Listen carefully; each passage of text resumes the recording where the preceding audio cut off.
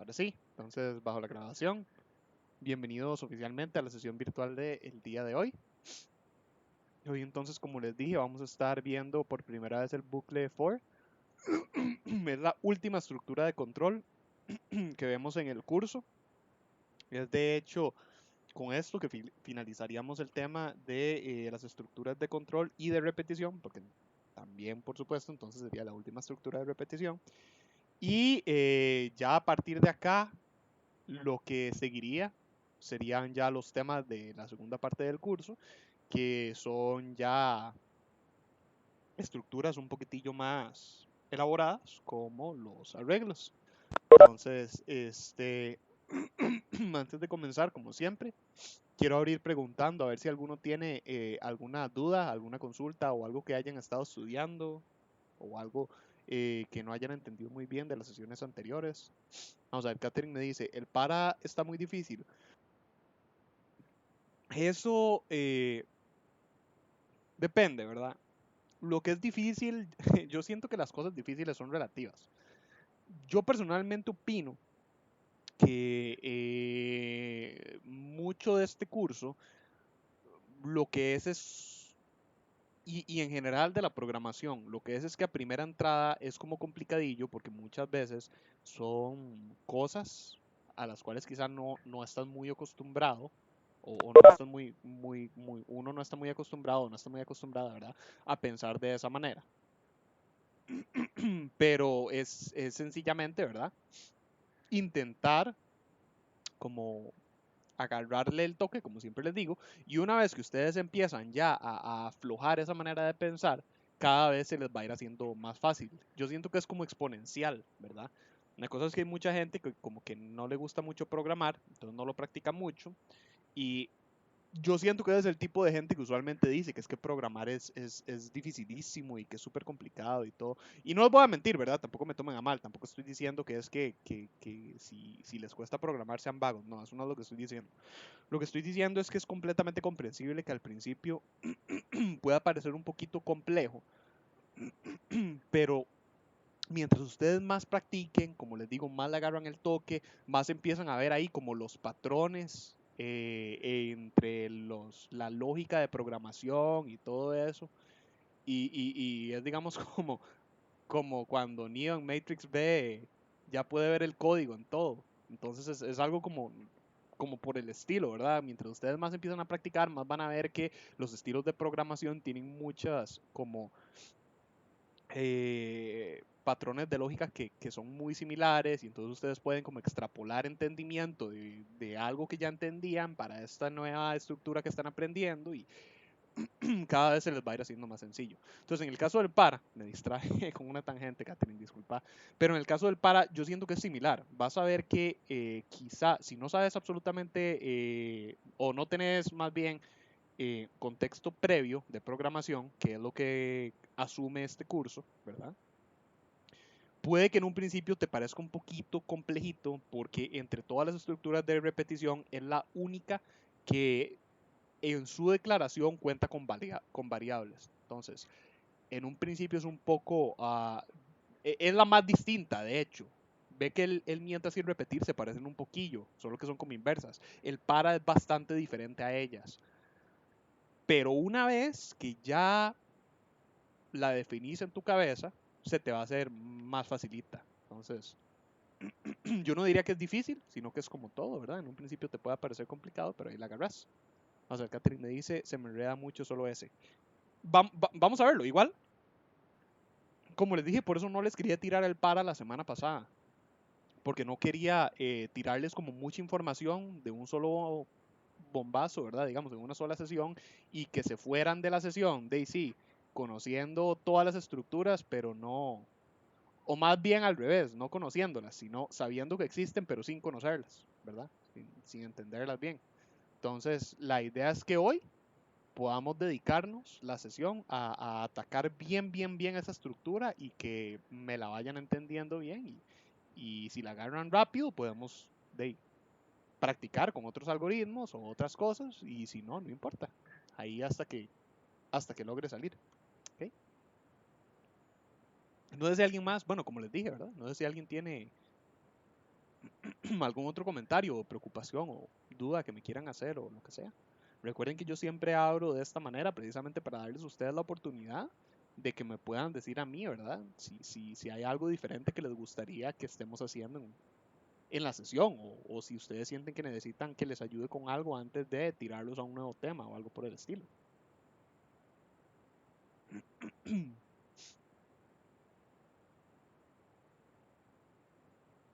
Si alguno me está escribiendo o algo, porfa, haz otra, ¿verdad? En este momento estoy poniendo full atención acá, donde están ustedes. Entonces, si alguien me está escribiendo o algo y no ha terminado de mandar el mensaje, póngame como algún emoticón o algo.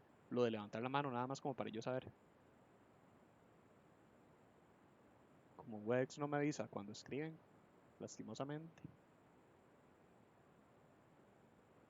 Eso es, ok, ahí vi una manita arriba, pero no sé si eso es que todo bien o que me están escribiendo.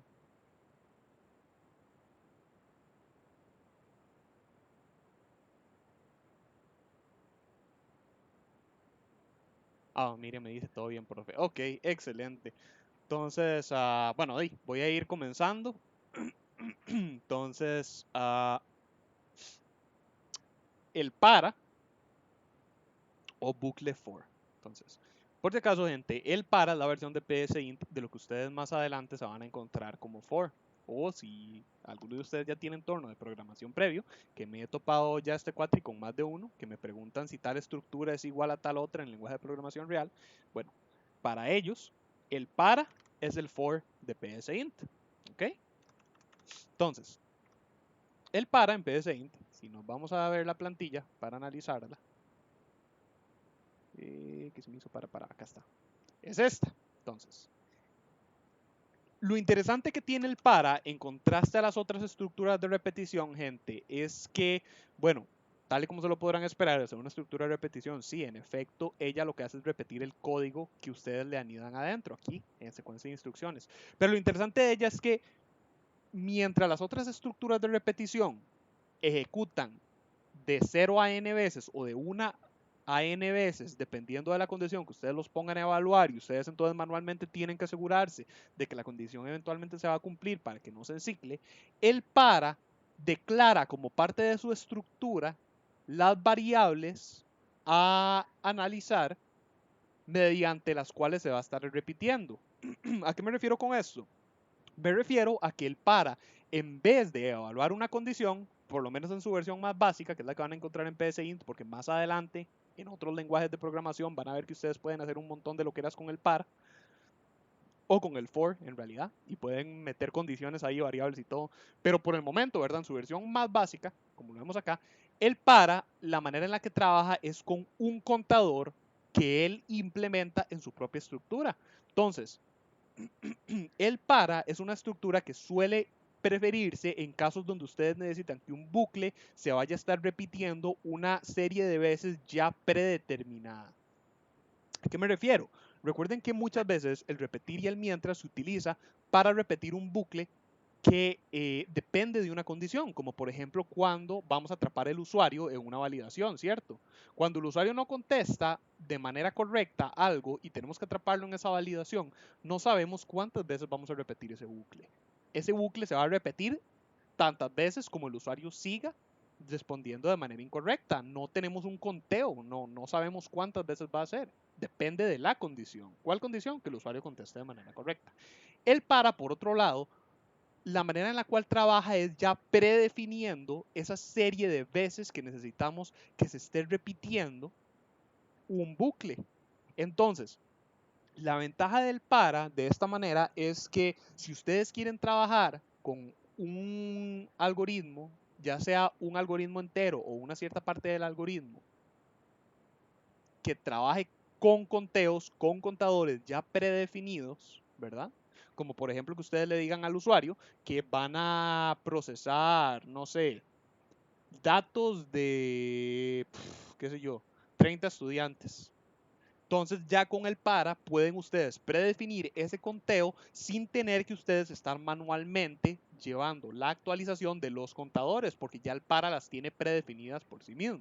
Entonces, viendo la estructura, vean que él dice para variable numérica obteniendo un valor inicial. Recuerden que esta flechita es exactamente lo mismo que esto, ¿verdad? Es el operador de asignación. Recuerden que psint recibe cualquiera de los dos. El igual y la flechilla, ¿verdad? Bueno, aquí él me la cambió, pero igual es esta flecha. ¿Okay? Es que no la quiero borrar porque si la borro me va a quitar la plantilla y quiero que la plantilla permanezca ahí para que analicemos la estructura primero.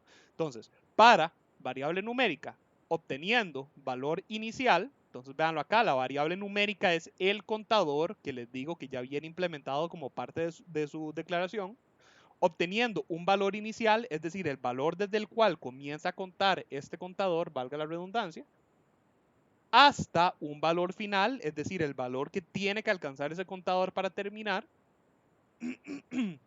con paso a paso a hacer. El paso a paso es quizá la parte menos intuitiva de la estructura. El paso se refiere al aumento del contador.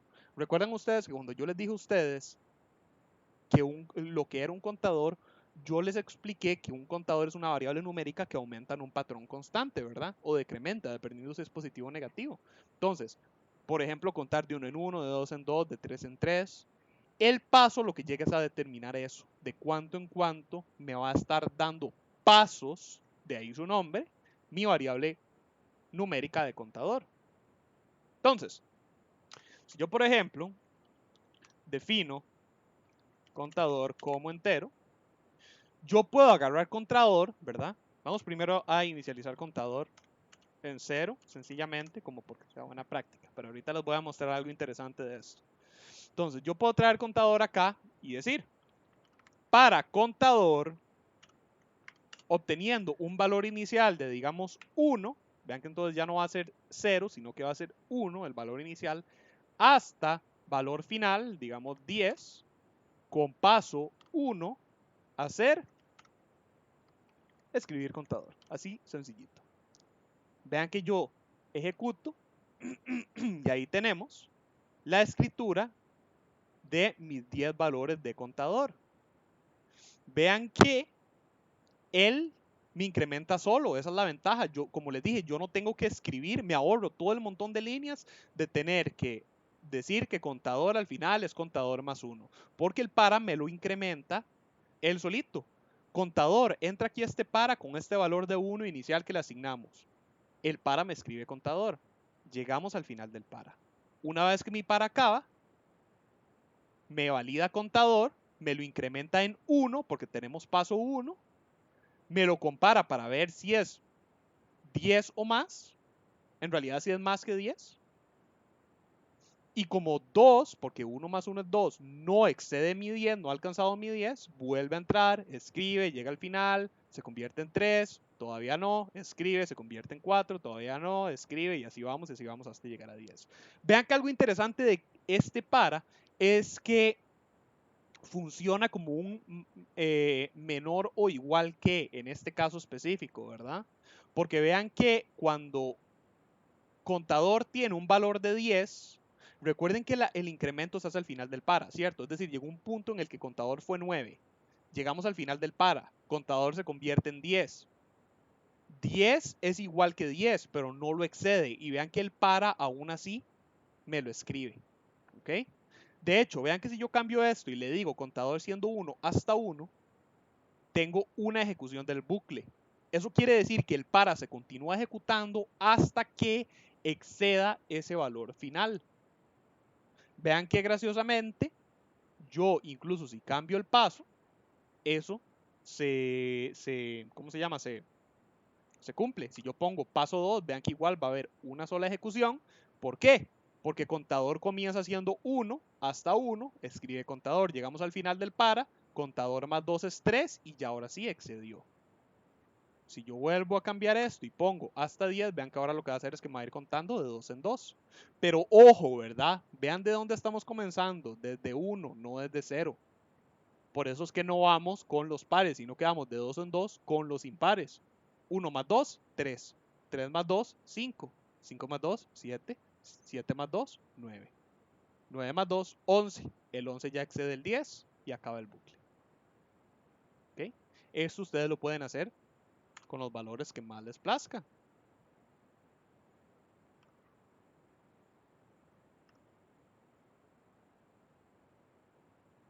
iniciando en 0 inclusive, de 10 en 10. ¿Ok?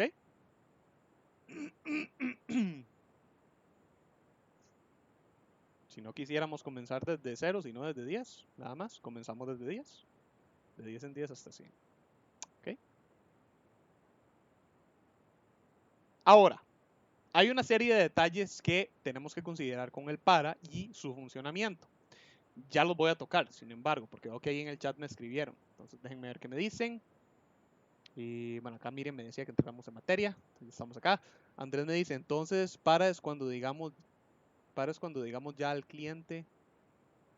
Eso del para es como cuando la gente trata de ingresar la contraseña y le falla ya 3 veces, entonces ya se estableció que a la hora de darle las 4 se bloquea.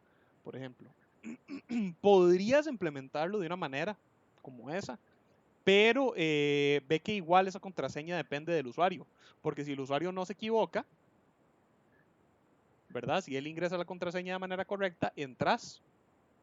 Entonces ahí ya no tenés una serie predeterminada de ejecuciones que van a ocurrir, sino que eso también depende del usuario. Entonces yo personalmente, para ese tipo de casos, no utilizaría un para, sino que utilizaría un bucle con una condición y lo que hago es que meto un contador y cuando el contador llega a cierto punto, activo el error. ¿Ok? El para es más bien para casos donde vos vas a trabajar con una serie de ejecuciones, perdón, de recorridos ya preestablecidos, como por ejemplo una cuenta o más específico, de hecho, ustedes van a ver el valor del para cuando empecemos a ver vectores, porque usualmente el para, esta estructura que ustedes ven acá, es la predilecta para trabajar con arreglos, ya sean vectores o matrices. Paolo, Sí, de hecho que sí, el profesor ahora nos estaba comentando en la tutoría de la mañana que el para es más como para arrays bueno, sí, cuando lleguemos a ver lo que son los vectores o arreglos, ajá, ya para eso, más que todo para eso que se utiliza, es lo que nos estaba explicando. ajá, es la estructura predilecta para, porque ya la declaración como tal del para viene casi que perfecta para trabajar con un arreglo. Pero eso lo van a ver más adelante.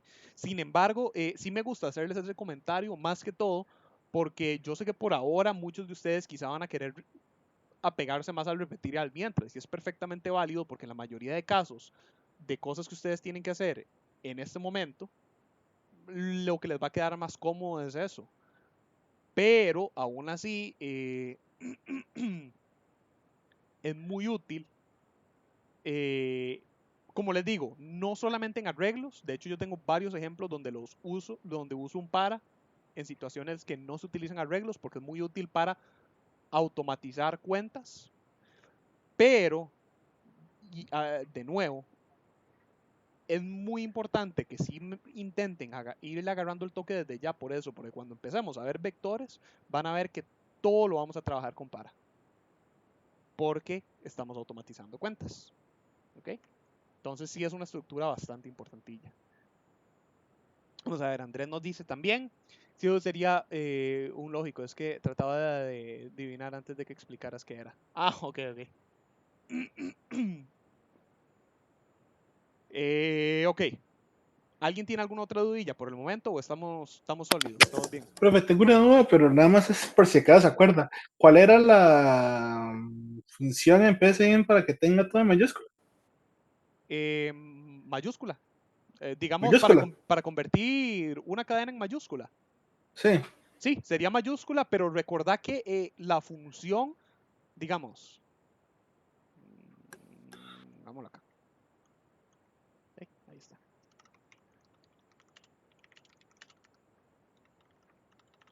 Ups. Solo funciona con cadenas. Sí, no, también, pero no era eso a lo que iba, pero también, claro que sí, como, o sea, como estás trabajando como una cadena, entonces, pues sí, claro, tenés que trabajar eh, solo con cadenas, porque no puedes transformar a mayúsculas una variable numérica, pero no es eso Un carácter sí se puede. también, bueno, sí, pero acordate que las cadenas son conjuntos de caracteres, entonces también. No, no, es que yo declaré una variable como un carácter, no como una cadena. Entonces también puedo hacerlo de mayúscula. Ok. Digamos, a lo que voy es a esto, ¿verdad? Ahí tenemos escrito palabra. Entonces, acordate que, ¿verdad? Opa, ahí está, mayúsculas y minúsculas. Entonces, si yo uso mayúsculas, me lo transforma todo a mayúsculas, pero acordate que la función no me transforma la variable o el valor que yo le tiro, sino que la función es como realizar una ejecución. Perdón, una operación. Entonces, lo que esta función está haciendo es tomando este valor como una referencia para devolverme un valor modificado, pero ve que var sigue siendo minúsculas. Ve que si yo lo vuelvo a escribir aquí abajo, var no ha cambiado.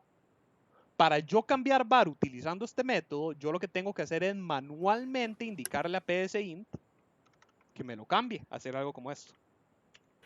¿Y cómo se hace para, digamos, si una persona pone, digamos, leer bar y que todo Ajá, esté en mayúscula de una vez? haces esto. Velo acá.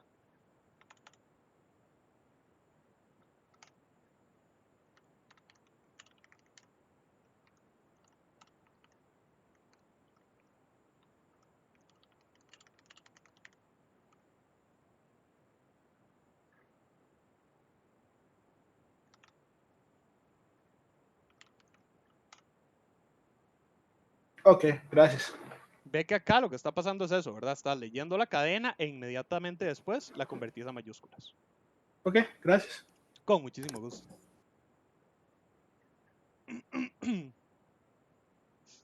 ¿Alguien más tiene alguna otra duda? Ah, bueno, no había terminado de leer el chat.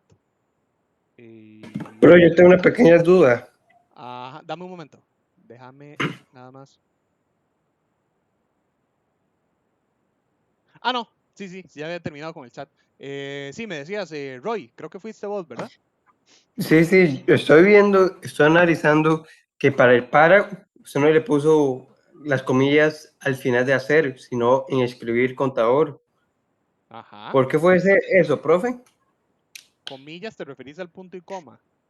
Ese, Eso es porque acordate que el punto y coma lo que hace es delimitar el final de una instrucción. Entonces, acordate que si yo pongo un punto y coma aquí, lo que le estoy diciendo es que esta instrucción llega hasta acá y acaba. Entonces, psint me va a decir que es un error de sintaxis. Me va a decir, ¿cómo voy yo a cerrar el para tan rápido? Ve que el mismo acá me dice, falta el hacer. De la misma manera, yo podría ponerlo aquí en el fin del para y ve que él me lo recibe, no me tira un error, pero psint no te exige que hagas esto. Acordate que es como en las otras estructuras, digamos como que sí entonces. Acordate que si por ejemplo sí, voy a poner verdadero nada más. Sí, verdadero entonces. Acordate que yo puedo hacer algo como esto y él no me tira error a pesar de que yo no lo esté cerrando acá con punto y coma. Porque usualmente psint no te exige eso en las estructuras de control. Sí te lo exige en los comandos que vos escribís, como por ejemplo inicializaciones, definiciones, escrituras. Pero estructuras de control generalmente no, no es necesario. Pero si te gusta hacerlo, puedes hacerlo. Pero ok, aquí, ok, ¿verdad? Al muchísimas final, gracias, profe. por si acaso, Roy, acordate, al final, si lo pones acá, esto es un error, porque está cerrando la estructura antes de. De hecho, no sé por qué aquí no me está detectando el error, pero eso debería producir un error.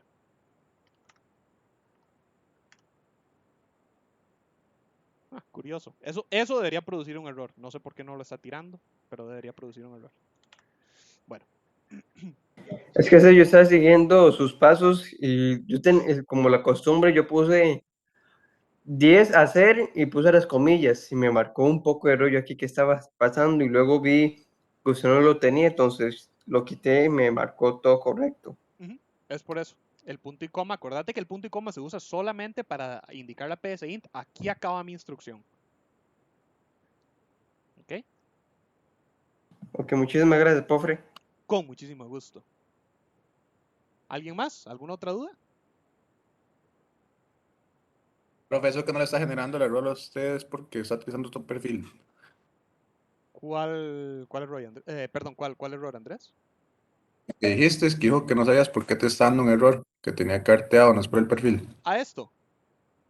No, no debería. Yo tengo el mismo perfil que ustedes. A lo que me refiero es que esto debió haberme dado un error, porque esto está mal. Este punto y coma aquí no debería existir. psint debería decirme, como acá, cuando yo pongo este punto y coma, ve que acá me está detectando el error. Acá también me lo debería estar detectando. Me sorprende honestamente que no lo esté haciendo. Pero cosas de PSInt, supongo.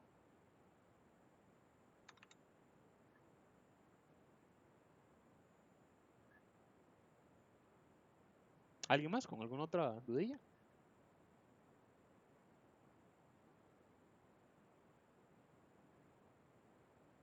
Ok, bueno. Entonces, ahora sí, las consideraciones con el para. Primer detalle, vean que si yo no inicializo mi para, ¿verdad? Voy a comentarlo.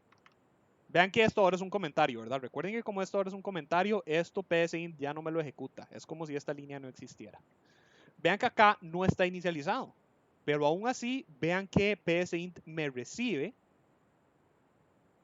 ese contador dentro del para. Si yo trato de escribirlo antes del para, no. Vean que si yo trato de escribir acá contador, ahora sí me va a tirar un error y me va a decir que el contador no está inicializado. Pero en el para, eso no ocurre. Porque vean que el para, tal y como yo les digo, es otra de sus ventajas, digamos, o de sus... Se me fue la palabra. Es algo como favorable, ¿vale? Bueno, no importa. Es una de las cositas agradables que el para nos brinda. Porque vean que él mismo designa un valor inicial a contador. Entonces, cuando yo trato de escribir acá contador, no hay error, porque el para solito, al iniciar, al yo declarar mi para, él a contador le va a asignar este valor y él lo va a incrementar según este paso hasta lograr alcanzar este valor final. Entonces, vean que acá no hay error a pesar de que yo no lo inicialicé. Sin embargo, vean que ocurre un detalle curioso. Esta inicialización ocurre únicamente para el ámbito del para. Tiene un dominio únicamente dentro de mi estructura del para. Vean que si yo trato de escribir contador aquí afuera, a pesar de que aquí tenemos que el último valor de contador fue 100, vean que si yo lo trato de escribir fuera del para, me tira el error diciéndome que la variable no está inicializada, a pesar de que su último valor fue 100 dentro del para. Eso es porque, como les digo, esta inicialización ocurre dentro de este dominio. Entonces, si ustedes utilizan una variable para un para, no es necesario que la inicialicen, la pueden inicializar con el para, pero tienen que recordar que esa variable únicamente va a tener valor dentro del para. Sin embargo, hay un detalle adicional. No solamente esa variable va a ser solo inicializada para el para, sino que si ustedes ya tenían previamente inicializada esa variable, digamos acá, vamos a inicializarla más bien en menos 99. Hagámoslo así.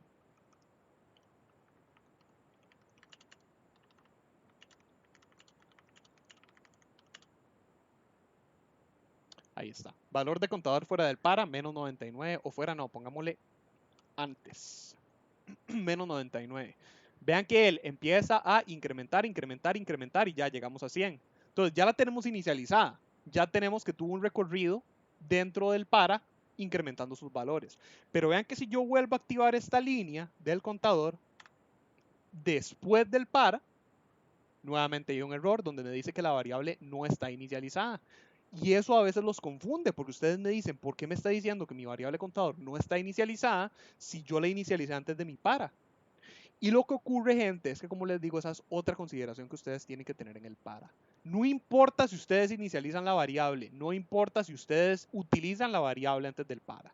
Toda variable que ustedes meten como contador al para, ojo, como contador, no aquí adentro, pero como contador, luego del para, esa variable pierde su valor. Entonces, a partir de acá para abajo, o bueno, de acá para abajo, contador, según PSInt, ya no tiene valor. Acá, vamos a ponerle.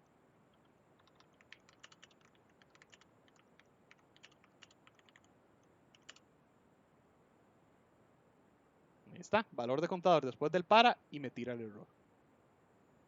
Para yo solventar esto, yo tengo que manualmente volver a reinicializar contador.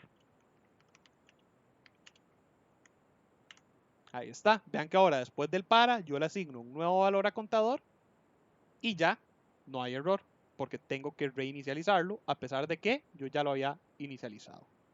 Porque el para me borra esos valores cuando él acaba, los destruye. ¿Ok? Vean que, como les digo, eso no aplica para variables que yo utilice aquí adentro, pero que no sean el contador de mi para. Por ejemplo, yo puedo hacer num y vamos a decir que num obtenga... Es más, hagamos esto. Vamos a inicializar num en 0. Vamos a poner acá valor de num antes del para.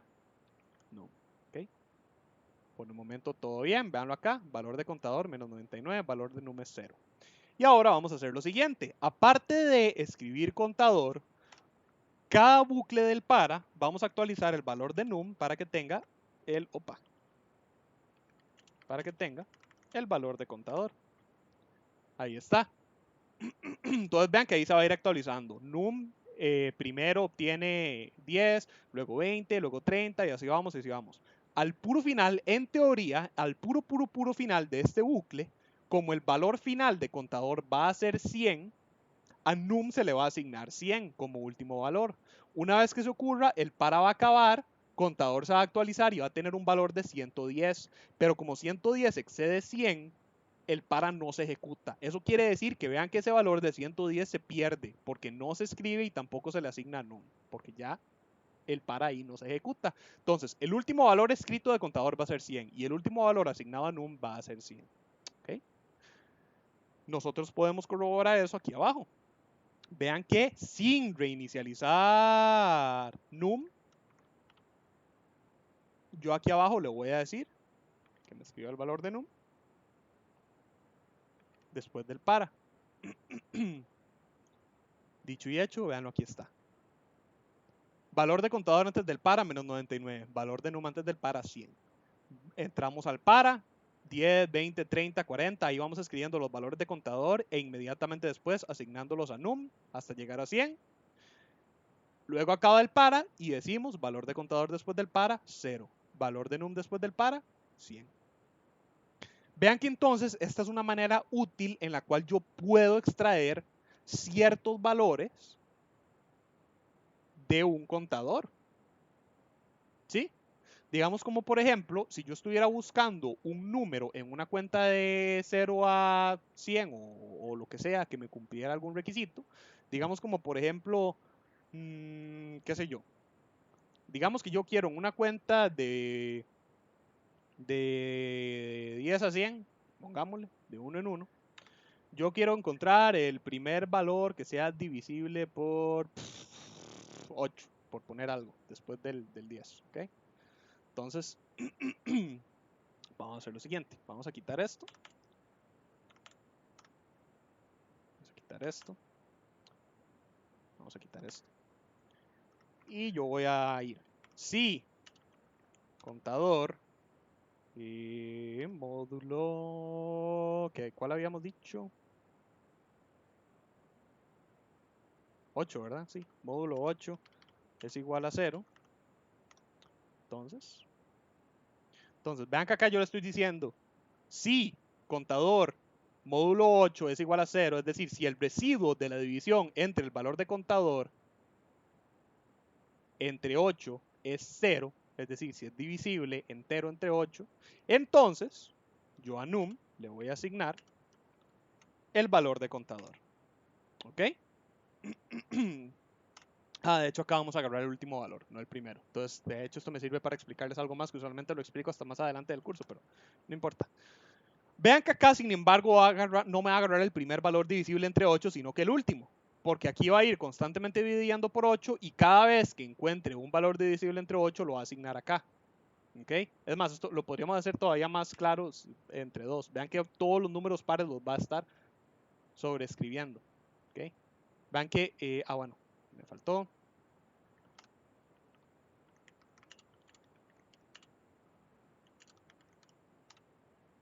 Ahí estamos. Vean que dicho y hecho.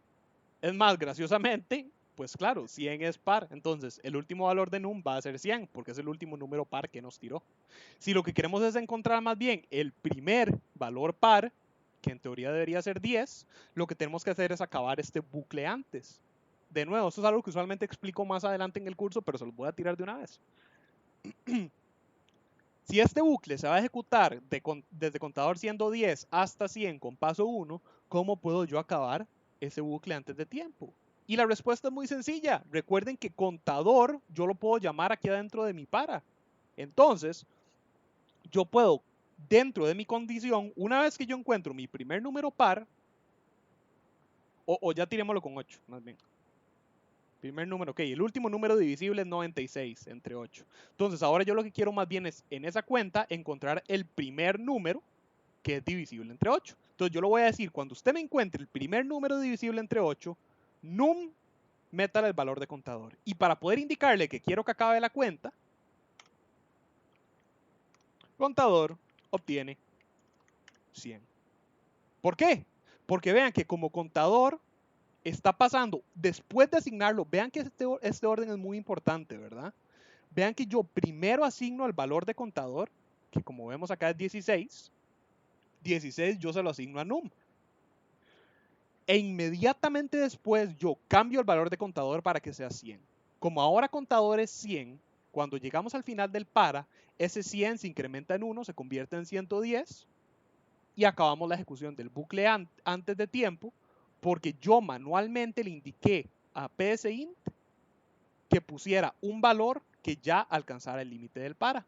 Por lo tanto, ese bucle no continúa ejecutándose buscando un nuevo valor que potencialmente me pudiera escribir ese 16. Entonces, de nuevo, vean que si yo cambio esto, si yo no actualizo ese valor, vean que lo que hace es seguirme contando y constantemente sobreescribirme ese valor. Alternativamente, vean que es muy importante el orden, ¿verdad?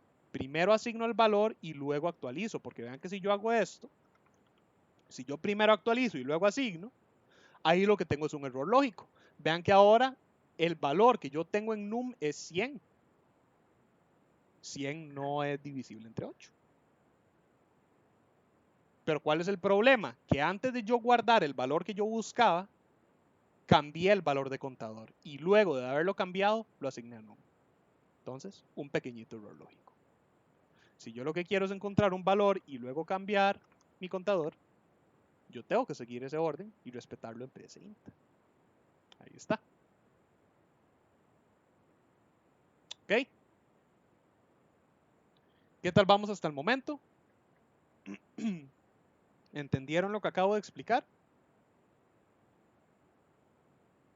Repita otra vez, por favor. Ok.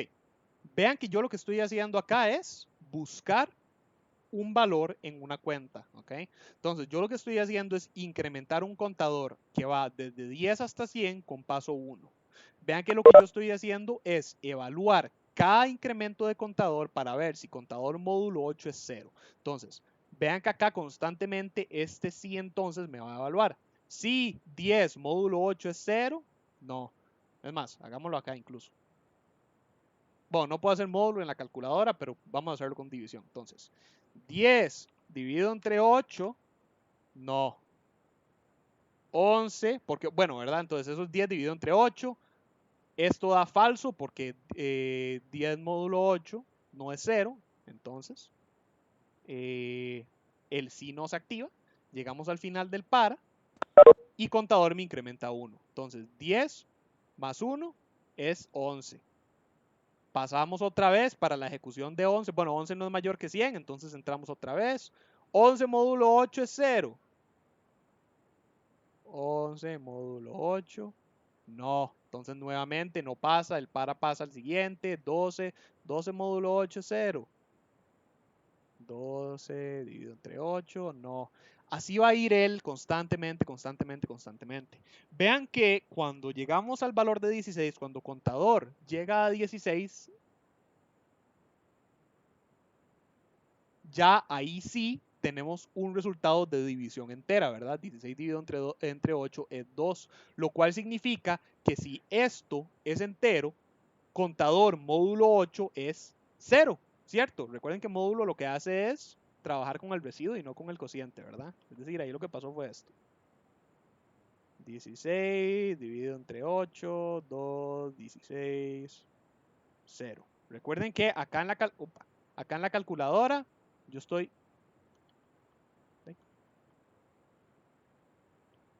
acá en la calculadora yo obtuve este valor, pero recuerden que módulo lo que busca es este valor. Y recuerden que este valor va a ser 0 solamente cuando el cociente es entero.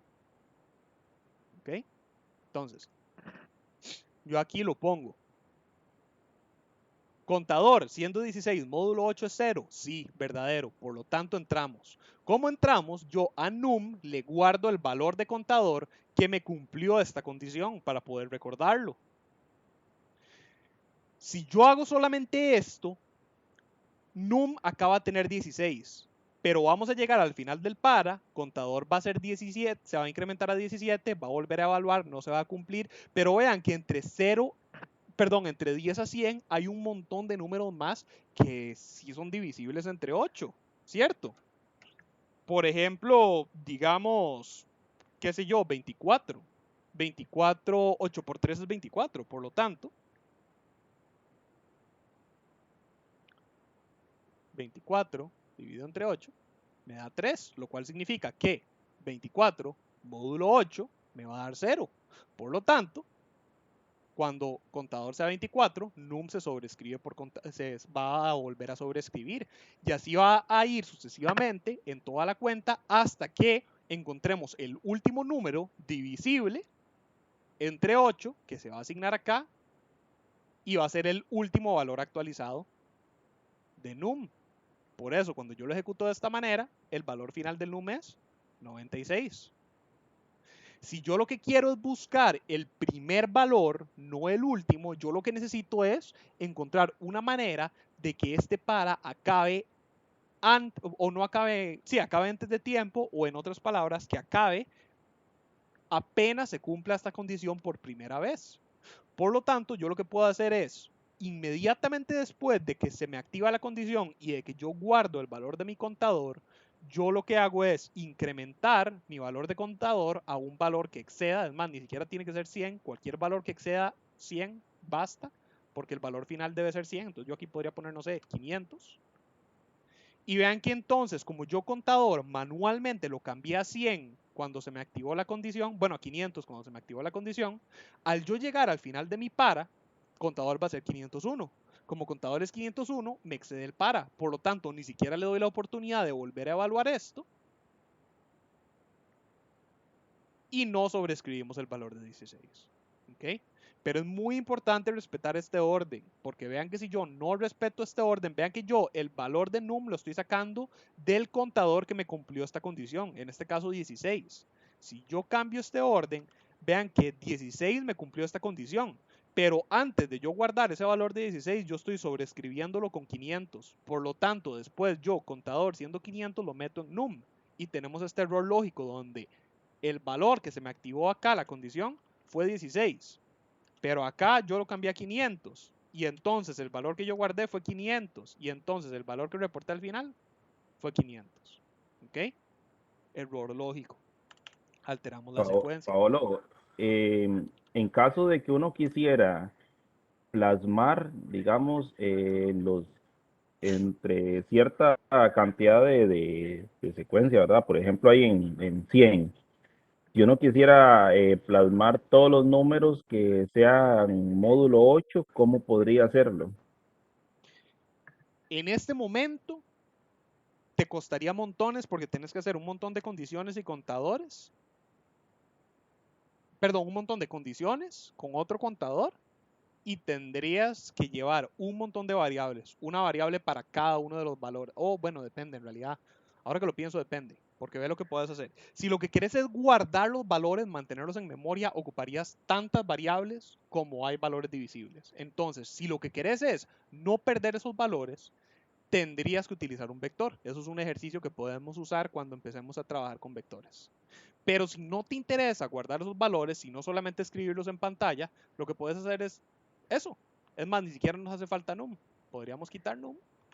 Y lo que hacemos es que cada vez que se cumpla esta condición, escribimos contador. Entonces, ve que yo ahora no estoy guardando los valores que son divisibles entre 8. Una vez que él para acá, yo no sé cuáles son esos valores. PSI no se acuerda. Aquí los borró. Él nada más los mencionó y luego se lo olvidaron. Pero como yo lo que le estoy diciendo es que me escriba contador únicamente cuando contador cumple esta condición, en pantalla él me va a ir nombrando cada uno de ellos: 16, 24, 32, 40, 48, 56, 64, 72, 80, 82, 96. ¿Ok? Ok, sí, sí, comprendo. Sí, sí, estaba pensando cómo se podría hacer, pero no pensé en escribir, digamos, decir que me escribiera el contador en pantalla conforme iba pasando cada ciclo. Ajá. Pero sí, sí, está bueno. Sin embargo, reitero, ¿verdad? Ve que aquí yo solo estoy reportando los valores, no los estoy guardando en memoria. Estos valores se pierden. Yo los escribí en pantalla, pero ya no puedo hacer nada más con ellos. ¿Ok? Sí, no, yo eso sí lo entiendo, que ya uno para poderlos guardar sería como crear un array o algo así, no sé. Exactamente. Ocuparía hacer un arreglo para llevar esos valores. ¿Ok? Vamos a ver qué me dicen en el chat. Beitan me dice, profe, ¿puede mostrar un ejemplo de acumulador, porfa? Sí, ok. Digamos, si yo quisiera ir acumulando todos los valores de 8, o bueno, todos los valores divisibles entre 8,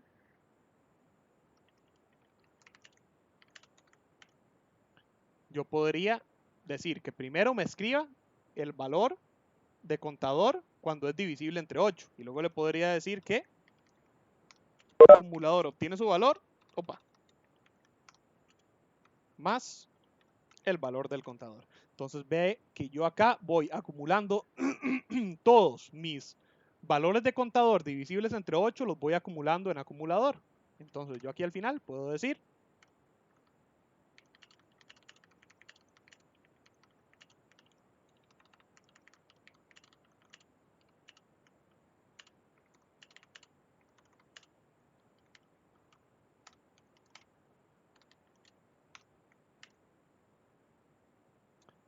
la suma de todos los valores divisibles entre 8 del 10 al 100 es 616.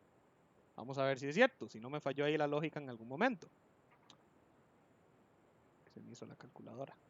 Ahí está, estaba escondida detrás de comida. Ahí está. Okay. Vamos a ver si es cierto. Entonces tenemos 16 más 24 más 32 más 40 más 48 más 56 más 64 más 72 más 80 más 88 más 96. Y... o me equivoqué yo en PSInt o cometí un typo. Vamos a ver. Llevémoslo un poquito más cuidadoso. 16 más 22. Opa, me faltó el 24. 24. Y 32 más 40 más 48 más 56 más 64 más... Ay, puse 72. Ya me estoy perdiendo. Más 80 más 88 más 6. Ahí está. 616. Fue un typo mío. ¿Ok? Eso es un acumulador, porque ve que yo lo que estoy haciendo es acumulando valores en una variable. Ethan me dice gracias, con muchísimo gusto. Voy a poner un toquecito ahí donde dice para, ahorita. Ajá. Es que era así cuando, ahí es con paso uno. Cuando yo pongo eso, a mí no me sale el contador, digamos, ese de 0, 1, 2, a todo, me tira de una vez a la hora de ejecutar 100. 0, menos 99, valor de antes del para, 0 y 100, nada más dice. ¿Cómo? No me tira el contador paso por paso. Ve que para escribirlo paso por paso, yo lo que tengo que hacer es escribir. Acordate que, digamos, si yo borro todo esto y lo que hago es esto, acordate que acá lo que está pasando, Sí, eso lo puse. Entonces, ¿para qué le escribe el contador? acordate que cada una de estas impresiones es un bucle que se repite de contador. Es más, ve que si yo hago esto paso a paso, ay, solo que me da, bueno, ahí, no importa. Nada, es armar ahí PSInt.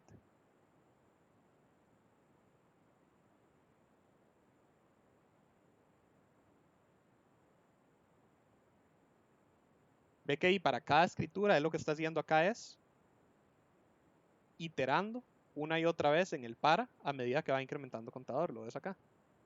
Esto se repite hasta que él llega al puro final. Vamos a ver, ya casi, ya casi. Ahí está, ya casi. 94, 95, 96, 97, 98, 99, 100 y acaba. ¿Ok? Entonces, Sí, ya entendí. Eh, Ya entendí, y al igual era porque tenía contador igual a 100. Entonces, cuando ya quité ese contador igual a 100, con solo el escribir el acumulador y el otro, el del num, ya servía también. ok, entonces sí, a eso voy. Acordate que esto no es no es un igual de comparación, es un igual de asignación. Si vos le pones el valor inicial siendo igual al valor final, esto solo se te va a ejecutar una vez. ¿Verdad? Porque acordate entonces que acá él va a comenzar en 100, pero al llegar al final del para, se va a incrementar a 101 y de ahí ya lo excede. Entonces solamente le diste chance de ejecutarse una vez. Es como si yo lo pusiera en 99, en cuyo caso solo se va a ejecutar 2 veces. Porque 99 tiene 2 pasos, 1 para llegar a 100. Ahí está. 99 y 100. O alternativamente, si lo quisiera, si para hacer lo que se ejecute otra vez una vez, dejando estas cuentas, ve que yo hago paso 2, es el mismo resultado. ¿Por qué? Porque 99 más 2 me va a dar 101, que excede 100. Sí.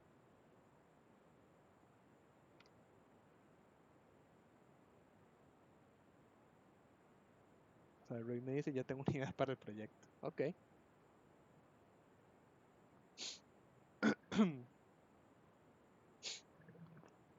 Ok. Entonces, ahora sí. Otras consideraciones con el para, ¿verdad? Hasta ahora lo están viendo de manera positiva. Pero vean qué ocurre si resulta ser que yo este 99 lo dejo acá, ¿verdad? Contado en más. O en 100, ¿verdad? Entonces, así como está, de 50 a 100, ¿verdad? Él me cuenta de 50 a 100. Pero vean qué ocurre si yo este 50 lo dejo así y este 100 lo cambio a 0. Vean lo que ocurre ahora si este paso yo lo pongo en -1.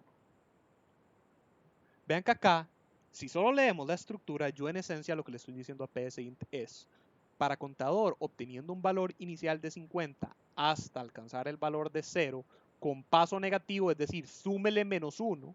Recuerden que toda suma de un número negativo es una resta, ¿cierto? Si yo a 50 le sumo -1, en teoría lo que le estoy haciendo es restando 1.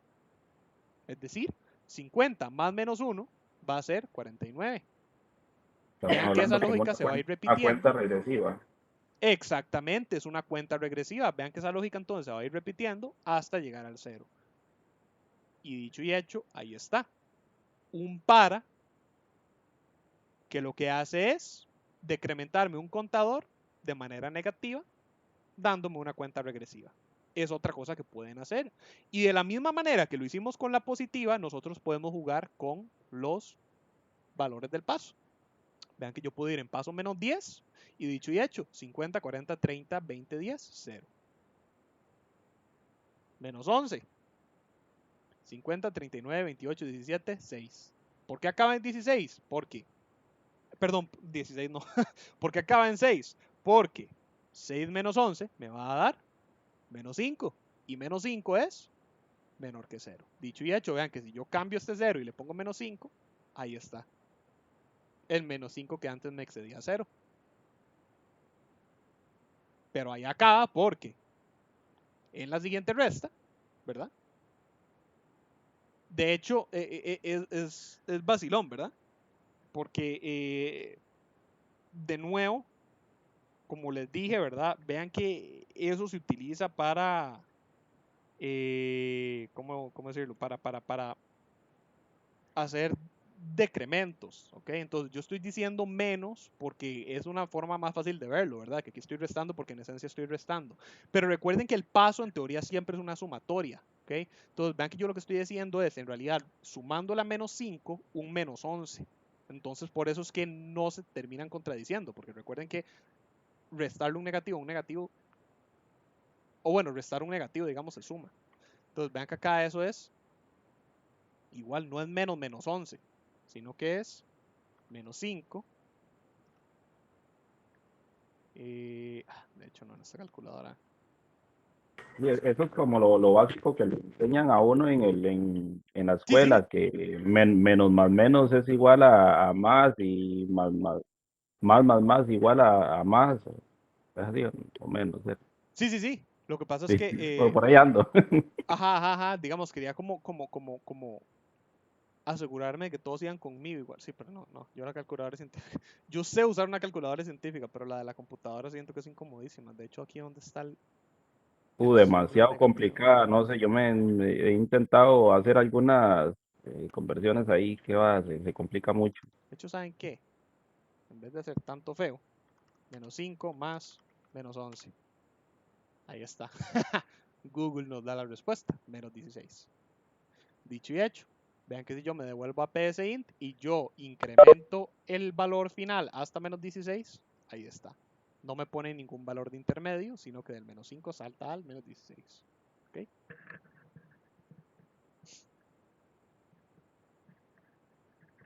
¿Qué tal vamos?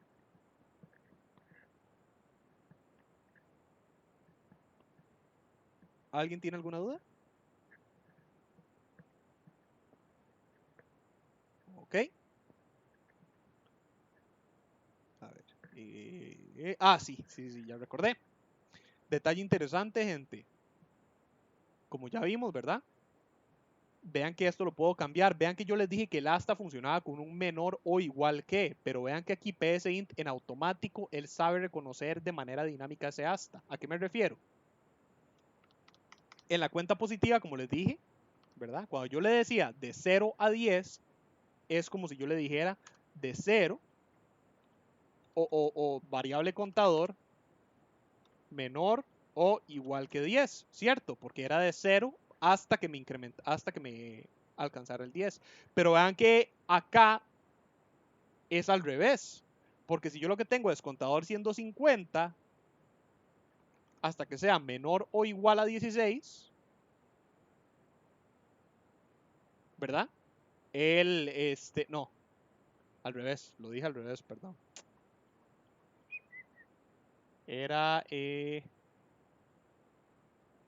no, sí, contador, más que, ok, depende de cómo lo veamos. Sí, mientras contador sea menor o igual, ajá, sí, sí, sí. Entonces aquí, menos 16, y yo le digo, mientras contador sea menor o igual a 16, ¿verdad? Acá de una, la condición o sea, no tiene como mucho sentido, ¿verdad? Si contador es 50, 50 no es menor o igual. Entonces, psint eso sabe cómo alterarlo, ¿verdad? O cómo, digamos, cambiarlo. O para que se cumpla, digamos que mientras sea mayor o igual a menos 16 hasta que se llegue a cumplir la condición de manera dinámica. Pero vean que algo curioso ocurre acá, ¿verdad? Pongámoslo igual, en cuenta positiva como antes. ¿Ok? Vean que acá otra vez estoy en cuenta positiva. Le estoy diciendo para contador siendo menor o igual, mientras sea menor o igual que 10, hasta que alcance 10. ¿Ok? Con paso 1. Pero vean que si yo le pongo paso menos 1, ¿verdad? Voy primero a cerrar la ventana de ejecución. Si yo pongo paso menos 1, vean que esto es una imposibilidad. Esto nunca se me va a cumplir. ¿Por qué? Porque yo voy a estar constantemente restando a la cuenta hasta intentar alcanzar 10. Y eso es imposible. Porque eso es como que yo, si tengo acá mi Z, digámosle, mi cuenta de números, ¿verdad? Si aquí está el 0, aquí está el 10, y acá están los números negativos, ¿verdad? Esto es Z negativo, Z positivo, ¿ok? Si yo estoy constantemente decrementando este contador, yo estoy yendo en dirección contraria, esperando algún día alcanzar el 10, ¿ok? Entonces, esto, gente, tienen que tener mucho cuidado, ¿verdad? E igual de la misma manera, si ustedes hacen una cuenta negativa, digamos, sí, de 50 a 0 con paso positivo, Vean que acá se da el caso contrario. Acá lo que va a estar ocurriendo es que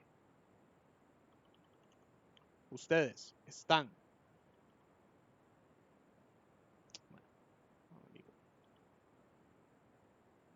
comenzando en 50, ahora, en 50, tratando de llegar a 0, incrementando de manera positiva. Es una imposibilidad. Nunca lo van a lograr. ¿Ok? Entonces, esto, gente, es un error lógico en PSINT. En otros lenguajes de computación, esto es muy grave porque va a ocurrir una de dos, ¿ok? Si ustedes hacen como esto en otros lenguajes de computación, o el lenguaje les detecta el error y les tira la advertencia de que esto es un error, o en algunos no les va a detectar el error. ¿Y qué va a pasar? Dicho y hecho, cuando ejecuten el programa, el lenguaje les va a intentar hacer esto. Entonces, ocurre que el programa se les va a trabar, se les va a embuclar y no les va a avanzar y va a quedar ahí atrapado para siempre en un ciclo infinito. ¿Okay? En el caso de PSINT es curioso, porque a pesar de todas las cosas que tiene PSINT, él sabe detectar esto y en vez de tirar un error, vean que lo que hace es que me ignora el para. Ven que si yo escribo acá fin, acá tenemos lo que había antes del para y lo que hay fuera del para. Nunca me escribió contador, nunca me escribió nada. Es más, vean que si yo lo pongo aquí a escribir algo, nada. PSINT, cuando detecta que ustedes lo ponen una imposibilidad en el para, lo que hace es ignorar el para y saltarlo. Pero de nuevo, recuerden que Pero, esto, gente, no es una situación ideal, ¿ok? Ustedes tienen que tener cuidado con esto, porque en el caso de PSINT, de ahí sí, lo peor que puede pasar es nada más que están metiendo ahí código basura.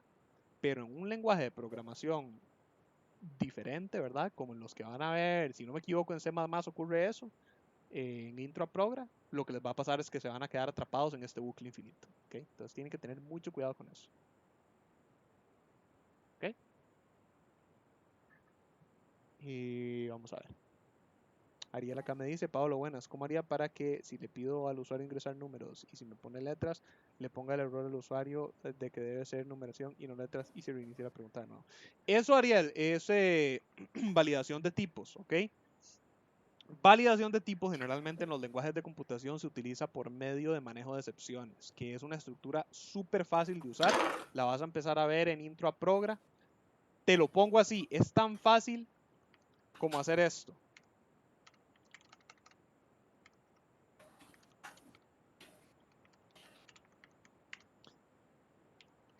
Entonces, cuando vos hacer esto en un lenguaje de computación, lo que le estás diciendo es, el código que está aquí adentro, si usted le tira un error y el error es del tipo que usted le está diciendo acá, en vez de hacer que el programa se caiga, manéjemelo aquí. Entonces, digamos, en eso que vos decís, vos lo que haces acá, digamos, poner el tipo de excepción de que los tipos no concuerdan. Entonces, lo que haces es que si ese error ocurre, en vez de que se te caiga el programa, acá programás tirarle el mensaje de error al usuario. El problema es que PSINT no tiene esta estructura, ¿ok? Que ve que, como te digo, es súper sencillita, ve que son dos bloquecitos de código. Alguien ahí me activó el micrófono. Ok, gracias. Sí, como les decía, vean que es súper sencillita, ¿verdad? De utilizar. Pero como PSINT no la tiene, Ariel, el problema es que tenés que dar un montón de vueltas. Porque entonces vos lo que tienes que hacer es programar una lógica para poder recibir la respuesta del usuario y evaluarla carácter por carácter para poder asegurarte de que la cadena solamente contenga números y luego convertir esa cadena a números. Y si no puedes hacer eso, darle el error al usuario. Entonces, de nuevo, es posible, pero para eso necesito que hayamos practicado un poquito más. Yo, de hecho, tengo un algoritmo que hace eso. Emula el manejo de excepciones. Velo acá. Dice, digite un número entero. Y él sabe decirme cuando es entero. Sabe decirme cuando no. ¿Ok? Pero como les digo, ocurren dos cosas. Primero, me gustaría que practiquemos un poquito más, que manejen mejor el para, porque esto de hecho, vean que utiliza paras. Y apenas estamos empezando a ver para. Y en segundo lugar, vean que es todo un algoritmo solamente para hacer esa validación, ¿ok? Entonces preferiría que esa validación la empiecen a aplicar cuando vean sus procesos, porque eso les va a ahorrar tener que andar copiando y pegando un montón de líneas de código por todo el algoritmo. Entonces, si lo que querés es validar esto en, digamos, un proyecto, por ejemplo, pues de ahí, te felicito por la iniciativa, por querer hacerlo tan robusto, tu proyecto, pero muy rara vez el tutor les va a exigir a ustedes que manejen este tipo de error. ¿Okay? Es más, se los pongo así, en todo mi tiempo como estudiante facilitador solamente hubo un cuatrimestre, uno en el que uno de todos los tutores, porque ni siquiera fueron todos, fue solo uno de todos los tutores que se puso a exigir esto. Y ese cuatrimestre de hecho fue se armó un enredo porque un montón de estudiantes empezaron a apelar y entonces, si les soy completamente honesto, no recuerdo exactamente qué pasó, pero creo que al final, creo que al final permitieron no exigirles que hicieran ese tipo de manejo. Pero lo que voy con todo esto es que, como les digo, dudo mucho que les vayan a exigir que hagan esto.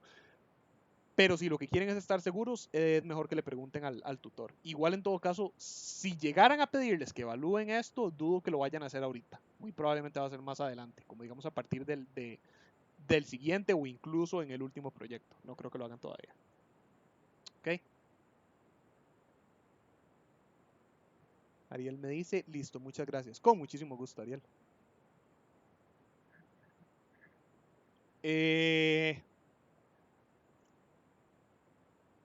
No sé si alguien tiene alguna otra.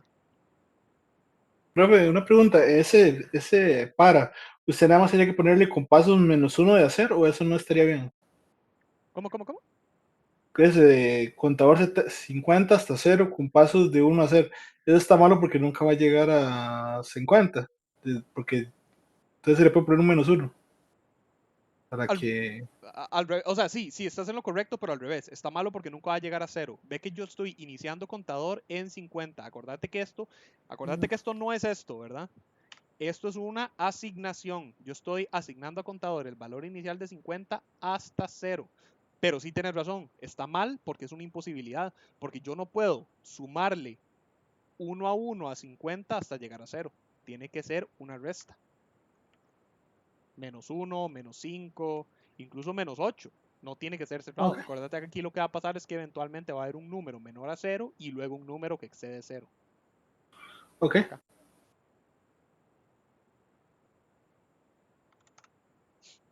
¿Ok? No sé si alguien más tiene alguna otra dudilla.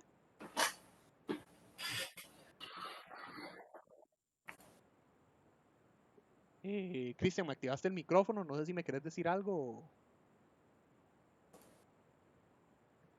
Ok. Entonces, listo. Hay otros detalles que nosotros podemos considerar incluso con el para, ¿verdad? Entonces ya ahí vimos, ¿verdad? Podemos hacerlo positivo, podemos hacerlo negativo. La variable contador que nosotros utilicemos en el para, después del para pierde su valor. Por lo tanto, si queremos registrar alguno de esos valores, tenemos que utilizar alguna otra variable auxiliar en la cual estar guardando esos valores, ¿ok? Podemos escribir en el para, podemos llevar conteos en el para, podemos utilizar el para sumar valores a un acumulador, etcétera, etcétera. Nos da bastantes facilidades. Pero vean que hay algo más, ¿ok? Vean que, bueno, primero que todo, ¿verdad? Mi variable, por supuesto, tiene que ser numérica, porque yo voy a contar, es un contador, yo no le puedo sumar números a una cadena. Pero como el para se basa en variables numéricas o valores numéricos, ¿verdad? Vean acá, 50, 0 y -8. Vean que una facilidad que el para me da es que yo inclusive puedo trabajar con él con variables. Entonces, vean por ejemplo, este bucle que yo tengo acá. Este otro ejemplo que yo ya tengo acá. La variable contador que yo voy a utilizar se va a llamar i.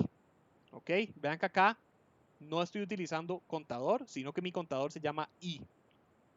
Por si acaso, gente, les cuento, por convención, ustedes se van a encontrar que frecuentemente los nombres de los contadores que se van a utilizar en los paras son I y J. ¿Ok? Si tienen un para, se usa usualmente I, y si tienen un segundo para, usualmente J. No es necesario, no tienen que hacerlo así. Como les digo, es una convención, es algo que normalmente se hace. Es agradable porque en primer lugar reduce el nombre, en vez de tener un nombre largo de contador es solo I. En segundo lugar, como es una convención y es muy utilizado, ¿verdad? La mayoría de programadores cuando ven una variable numérica que se llama I, ya de una asumen que es el contador de un para, entonces eso nos ayuda bastante a legibilidad de código y reducirlo también.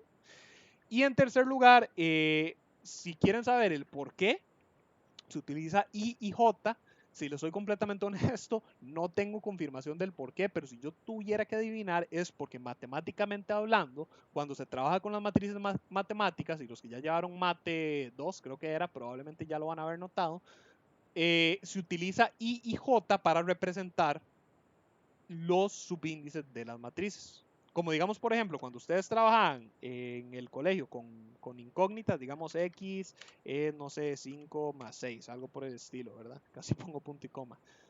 X usualmente se usa como incógnita, muchas veces también se usa A y B, o en matemática de conjunto se utiliza conjunto E, conjunto A y todo eso.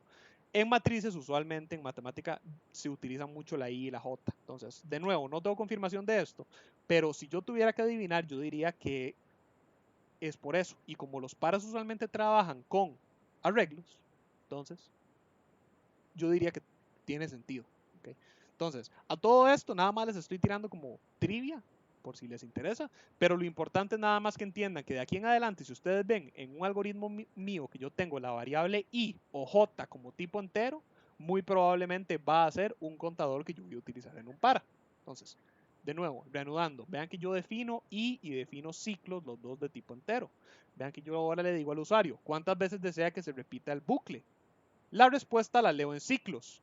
Vean que entonces ahora yo inicializo mi para diciéndole con I teniendo un valor inicial de 1 hasta ciclos con paso 1 a hacer escribir I. Entonces, ¿cuántas veces se va a repetir este bucle? No tengo idea, depende del usuario, depende del valor que metamos en ciclos. Lo único que sé es que me va a incrementar de 1 en 1 y que me va a comenzar a contar a partir de 1. Dicho y hecho, ¿cuántas veces desea que se repita el bucle? Si yo le digo 3, 1, 2 y 3. Si yo le digo 10, desde 1 hasta 10. Si le digo 5, de 1 a 5. Entonces, vean que eso es algo bonito, interesante. Yo aquí ya no estoy asignando un valor rígido como lo estaba haciendo acá de conteo, sino que estoy permitiendo que el usuario sea el que decida de 1 a cuánto vamos a estar contando. Les pregunto, sin embargo, ¿qué creen ustedes que ocurra en este algoritmo así como está? Si el usuario me contesta alguno de estos casos. ¿Qué ocurre si él me contesta un 1? ¿Qué ocurre si me contesta un 0? ¿Y qué creen ustedes que ocurre si me contesta un menos 5? ¿Okay? ¿Qué creen que va a ocurrir para cada uno de esos casos? Entre tanto, déjenme ver. Acá AVV me dice, profe, en el para, digamos, que en cada resultado o conteo que hace el para, me escribe una palabra o frase. ¿Puedes hacerlo? Digamos, él te lo va a escribir. Digamos como acá, ¿verdad? En este para que yo tenía acá. Él ahí por cada uno de las ejecuciones me va a escribir nuevamente, ¿verdad?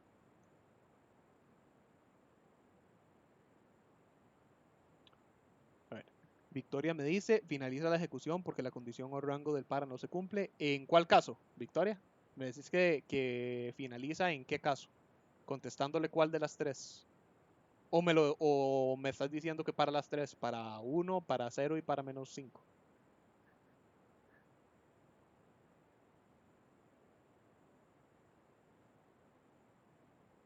Para cero no debería, ¿no? ¿Qué no debería en 0?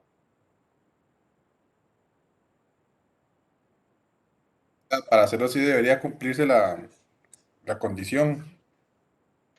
Usted pone cero ahí a la hora de la respuesta. Ok. Vamos a ver, Andrés me dice que para 0 no debería. Victoria me dice 0 y menos. Para cero sí se debería. Así se debería cumplir. O sea, así debería escribir. Sí, es que 0 es un valor neutro, ¿no? 0 es el valor que está en medio de las z, digámosle, de z positivo y negativo. Vamos a ver. Pero acordad, bueno, ahí, vamos a ver. Victoria me dice 0 y menos 5, que son menores a 1. Y Katherine me dice para 1 solo escribe 1. Ok, les cuento. Bueno, y Joshua me dice para 0 y menos 5 no hace nada, para 1 pone 1. Ok, les cuento. Entonces, Victoria, Katherine y Joshua están en lo correcto. Andrés, casi, porque veo de dónde proviene tu lógica, tenés razón, pero acordate que yo estoy comenzando a contar a partir de 1, no de 0. Entonces, tal y como nos dicen acá los compañeros, si yo ingreso 1, se cumple una vez, porque 1, y esa es otra, ¿verdad? Acordate que la respuesta del usuario no se lee en la inicialización, se lee en ciclos, que es el valor final. Entonces, para ciclo siendo 1 y siendo 1, se cumple una vez. Al llegar al final del para va a ser 2 y ya no se cumple. Entonces tenemos una. Pero tanto para 0 como en el caso de menos 5, lo que ocurre es que yo a ciclos le estoy asignando un valor que ya es menor que 1. Entonces ocurre que, digamos acá, si ciclos es 0, ve que yo le estoy diciendo para 1 hasta 0 con un incremento de 1, hacer lo siguiente. Entonces PSINT me va a validar. 1 ya es mayor que 0. Ok, ya terminé. No tuve ni que ejecutar nunca. Y no hace nada. Lo mismo en el menos 5. PSINT me va a decir 1, ok, ya es mayor que menos 5. No tengo ni que sumarle nada, no tengo que ejecutar nada y se salta el par. Ok. Entonces vean que ese es otro detalle del para. La lógica funciona, tiene sentido. Para un valor inicial, hasta que exceda un valor final, él va a repetir. Si casualmente resulta ser que el valor final elegido ya excede el valor inicial, sencillamente PSINT no hace nada, lo ignora. ¿Ok? Ahora, vean sin embargo que esto no es todo. Yo puedo jugar con esto todavía más. Yo, por ejemplo, podría cambiar esta pregunta y decirle, bueno,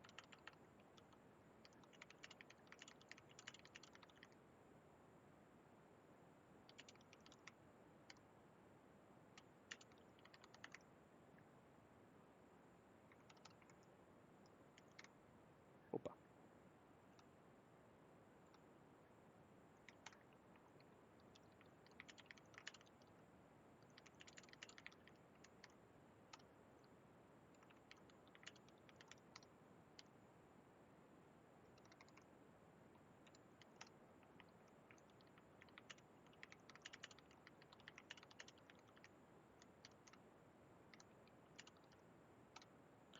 yo podría decirle al usuario algo como esto, que me dé un valor inicial de la cuenta, un valor final y un valor de incremento. Es más, cambiemos el nombre de ciclos, pongámosle final. Y yo podría venirme aquí al para y en vez de utilizar 1 y 1, cambiar todo por variables. Con i teniendo un valor de inicio hasta un valor final con paso, incremento, hacer, escribir i. ¿En dónde va a iniciar la cuenta? No sé, depende del usuario. ¿Hasta dónde va a llegar la cuenta? Tampoco sé, depende del usuario. ¿Y cada cuánto me va a incrementar ese valor de cuenta? No tengo idea, depende del usuario. Dicho y hecho, ingrese valor inicial de la cuenta, digamos 5, ingrese valor final de la cuenta, digamos 10, y digamos que yo quiero que vaya de 2 en 2. 5 más 2, 7. 7 más 2, 9. 9 más 2, 11, que ya excede mi valor máximo y acaba. Inclusive, valor final de la cuenta, perdón, valor inicial de la cuenta, 10. Valor final de la cuenta, 0. Valor de incremento, menos 5. 10 más menos 5, 5. 5 más menos 5, 0. 0 más menos 5, menos 1, que ya me excede mi valor final siendo 0, y acaba el bucle. inclusive. Valor inicial de cuenta, 0. Valor final de cuenta, 0. Incremento, 10. Solamente me escribió 0 una vez. ¿Ok? Entonces vean que básicamente ustedes pueden jugar completamente con el para, pueden travesearlo, pueden modificarlo, pueden dejarlo completamente a criterios del usuario o a criterios de... Sí, de todo. Es más, vean que ustedes incluso podrían ponerse creativos y decirle al usuario, no sé, que van a contar desde un valor de inicio hasta su doble. Entonces, digamos algo por el estilo. Profe, y una pequeña pregunta. En caso de que uno quisiera eso, ese para se puede utilizar también como para utilizar con variables tipo carácter o digamos que con variables lógicas. No. Recuerden que les acabo de decir que en PSInt ustedes solamente pueden utilizar un para con contadores. Entonces son solo variables numéricas. Yo no tengo cómo contar con un carácter o con un valor lógico de uno en uno. Yo no puedo sumar un número a un verdadero. O no puedo sumar un número a una cadena de caracteres. Eso me tiraría un error. En el para tienen que trabajar acá arriba, por lo menos, siempre con variables numéricas. ¿Ok? Ok. Pero entonces, vean acá. Vean que se pueden poner creativos. Pueden hacer ecuaciones. Vean que yo le estoy diciendo. Ingresa un valor inicial de la cuenta y se contará hasta el doble de su valor. Con i siendo inicio hasta el doble de inicio con paso 1. Dicho y hecho, si yo llego y le digo 5, me debería contar hasta 10. Ahí está, de 5 a 10. Si le digo 2, hasta 4. 10 hasta 20. ¿Ok?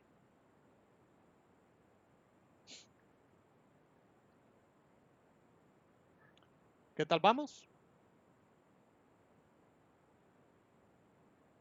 ¿Alguna duda?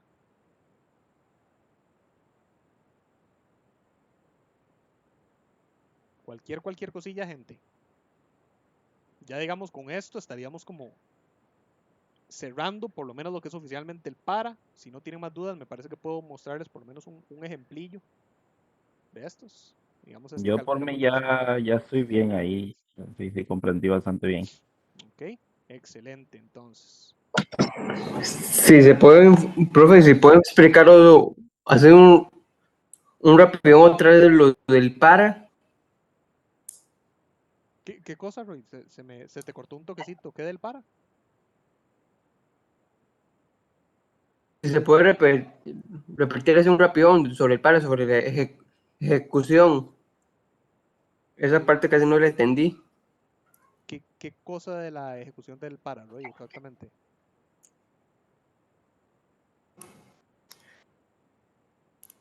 Todo. Ay, disculpe. Como todo. Toda la hora y media que llevamos. No. Sobre aquí, cómo usarlo, lo que usted está haciendo más o menos en lo último. Es específicamente esto último. Lo que le entiendo es Sí. como más o menos explicar ese procedimiento de cómo lo realiza. Es decir, el doble de inicio. ¿Me estás preguntando por el doble de inicio o el uso de variables en el para? El doble de inicio. Ok. Ve que el doble de inicio, yo lo que estoy haciendo es utilizando variables y ecuaciones para trabajar con mi para. ¿Ok? Entonces ve que de hecho, bueno, acá yo le estoy diciendo al usuario qué es lo que estoy haciendo, que es que me ingreso un valor y voy a contar hasta el doble de su valor. ¿Ok? Entonces el usuario me va a ingresar un valor cualquiera en mi variable inicio. ¿Ok? Entonces ve que mi variable inicio lo que está haciendo es inicializar mi cuenta. ¿Ok? Véalo acá. Concentrándonos acá, yo a i le estoy asignando el valor de inicio que el usuario me indique. No sé cuál va a ser, depende del usuario. Si el usuario me ingresa 0, va a ser 0. Si el usuario me ingresa 1, va a ser 1. Si el usuario me ingresa 1000, va a ser 1000. Pero ve que entonces, como mi idea es contar hasta el doble de ese valor, lo que hago es decirle que con i teniendo ese valor de inicio hasta su mismo valor multiplicado por 2, ¿ok?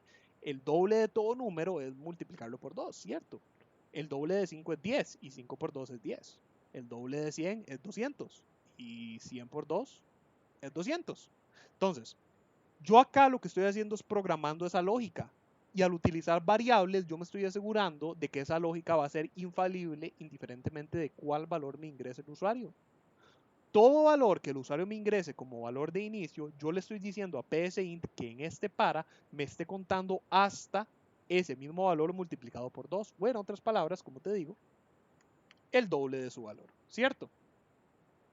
Entonces, con para y siendo un valor inicial de inicio hasta inicio por 2 con un incremento de paso 1, es decir, con un incremento de 1 en 1, que me vaya escribiendo cada uno de los valores de i.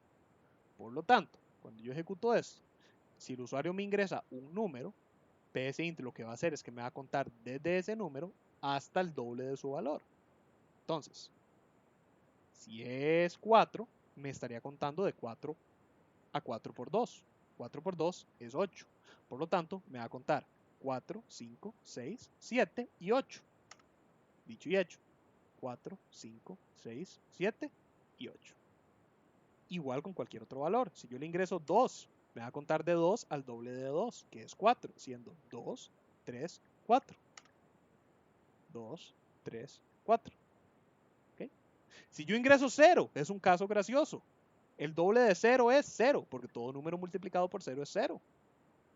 Si yo ingreso 0, me cuenta de 0 a 0, siendo 0, y nunca más. ¿Sí queda más claro? Sí, señorito. Muy bien, muchísimas gracias, profe. Ya disculpe por las molestias. Tranquilo, con muchísimo gusto, Roy. Acuérdense que yo estoy para eso. ¿Ok? Es más, si alguien tiene alguna otra duda, ¿verdad? Con toda confianza. Profe, en este momento yo estoy llevando matemáticas 2, estoy viendo vectores y matrices. No sé si el estudio de eso me puede ayudar para estos temas. Te va a ayudar con la lógica, pero digamos, en realidad son las mismas estructuras, ¿ok? Las estructuras de vectores y matrices que vos ves en mate son las mismas que en las de programación, pero su aplicación es diferente. No vas a trabajar, digamos, lo que vos estás haciendo en vectores y matrices en mate no es lo mismo que vas a hacer acá, pero su funcionamiento como tal es similar porque son las mismas estructuras, nada más que como te digo se aplican de manera distinta. En mate son más como para hacer cálculos complejos, digamos, haces cálculos casi que físicos en realidad, de hecho sí, haces haces funciones de proyecciones físicas y todo, calculas planos y líneas, eso es algo que se utiliza mucho en física. En Progra, aunque puedes utilizarlos de esa manera, de hecho se utilizan mucho de esa manera si lo que vas a hacer es, por ejemplo, un engine de un videojuego para emular el mundo real o algo así, para hacer cálculos complejos de ese tipo, la mayoría del tiempo en programación se utilizan para guardar datos. Entonces, te va a servir como para afinar la lógica, pero no vas a trabajarlo igual. No, Katherine acá me decía que sí. Ok, muchísimas gracias, profe. Con muchísimo gusto, Roy. Y me dice Katherine también, por dicha son diferentes, porque eso no lo entendí. Sí, es que digamos, los cálculos vectoriales que vos ves en mate son para eso, son cálculos más avanzados. De hecho, cuando yo llegué mate, yo me acuerdo cuando yo llegué mate 1 y mate 2, a mí me ayudó un amigo que yo tengo que estudia física bueno, estudiaba, ya él es físico, en la Universidad de Costa Rica. Entonces él me llegaba a explicar. Entonces, sí, digamos, él me decía, esto es pan de cada día para mí. Y yo como dice. Algo así me dice un profesor que yo pago clase de matemática extras y él dice que eso es de primaria para mí. Sí.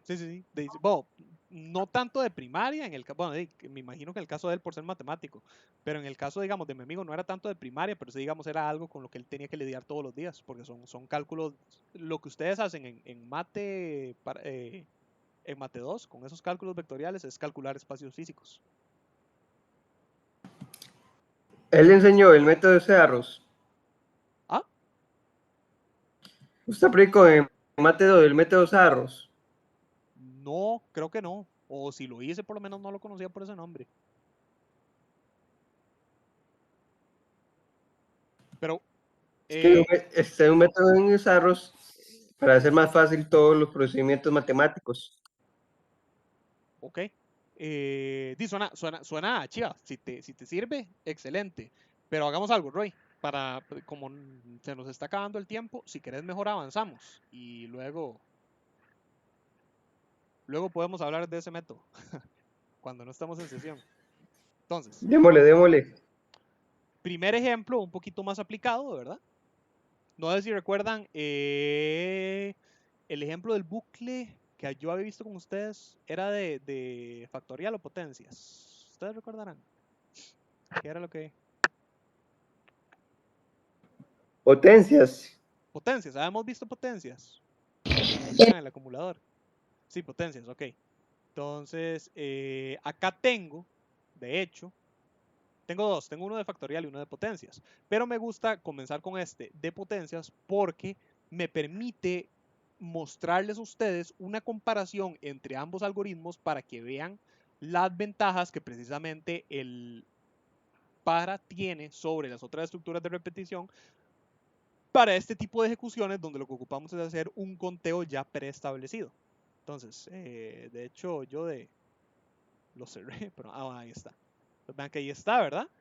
Este es el que ustedes habían visto, el del acumulador. Véanlo acá, ¿verdad? Yo le decía al usuario que me ingresara el número al cual elevar, se leía en potencia, acumulador se inicializaba según el valor de num. Aquí arriba todo este montón de líneas. Luego acá yo tenía un mientras, contador, mientras fuera menor la potencia, y luego manualmente yo acumulador, obtiene, bla, bla, bla, y luego manualmente incremento el contador. Okay. Vean, sin embargo, lo rico que es con el para. Entonces, yo acá en el caso de mi para tengo potencia, num, inicio y resultado, todos como real. ¿Sí? Entonces yo llego y le digo, digite el número al cual calcular potencia, num. Digite el número al cual elevar num, el número, potencia. Por el momento nada muy diferente, ¿verdad? Num, potencia. Nada más que todavía no estoy inicializando acumulador según num. ¿Okay? Vean que yo acá, sin embargo, hay algo adicional que meto. Yo le digo que el resultado tiene que ser igual a 1 o lo estoy inicializando en 1 antes de modificarlo. Acá meto un por qué, a ver si alguno logra descifrar el por qué yo estoy inicializando resultado en 1. Esa es una pregunta doble. La pregunta es, ¿por qué lo estoy inicializando? ¿Y por qué en 1 y no en 0? ¿Ok? Entonces ahora sí. Inicia el proceso y vean que pasamos de tener todas estas líneas donde yo manualmente tengo que incrementar contador y todo. Vean que es tan sencillo y tan fácil como decirle a psint para un valor de inicio en 1 hasta alcanzar el valor de mi potencia con paso 1 a hacer, resultado obtiene su valor multiplicado por 1. Luego yo llego y le digo, mostrando el resultado, num elevado por potencia obtiene, perdón, obtiene no, eso es por programador, num elevado por potencia es igual a resultado. Profe, eso ahí donde usted puso el resultado igual a 1, que le puso porque eso sería porque todo número multiplicado por 0 daría 0. Entonces en el resultado abajo, donde tiene el resultado es igual a resultado por num, le daría error. Sería por eso. Exactamente. Exactamente, esa es la respuesta a una de los dos lados de la pregunta. Yo no lo inicializo en 0 porque yo no lo inicializo en 0. Yo acá, este acumulador de resultado, lo voy a seguir multiplicando por 0. Entonces, si esto fuera 0, vean que el yo a ejecutar esto, no importa qué valor yo le tire, yo a él le puedo tirar 100 elevado a la potencia, ahí lo que sea. Siempre me va a dar resultado 0. Porque constantemente lo que está haciendo es multiplicándome todos esos números entre 0 y guardándolos acá. Entonces, yo ocupo inicializar en 1. La otra pregunta, que ya es más facilita, es ¿por qué estoy inicializando el resultado? ¿Por qué no dejarlo en 0? Ahora, vean, Catherine acá también nos decía, porque 0 elevado a 0 es 0. Bueno, pues sí, en cierta forma. Pero x igual ahí no elevé a 0. El problema es que, pero sí, entiendo lo que me estás intentando comunicar y tenés toda la razón. Yo ahí estaría, a pesar de que no estoy de que no quiero elevar a 0, la lógica que yo programé es básicamente elevar siempre 0 a 0, porque lo que estoy haciendo es multiplicando 0 por 0 constantemente. Perdón, 0 multiplicando 0 por algún número. Entonces, básicamente estoy intentando elevar 0.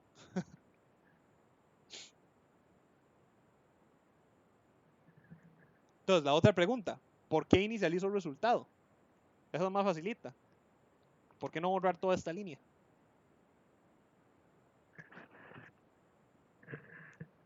¿Qué ocurriría ahí?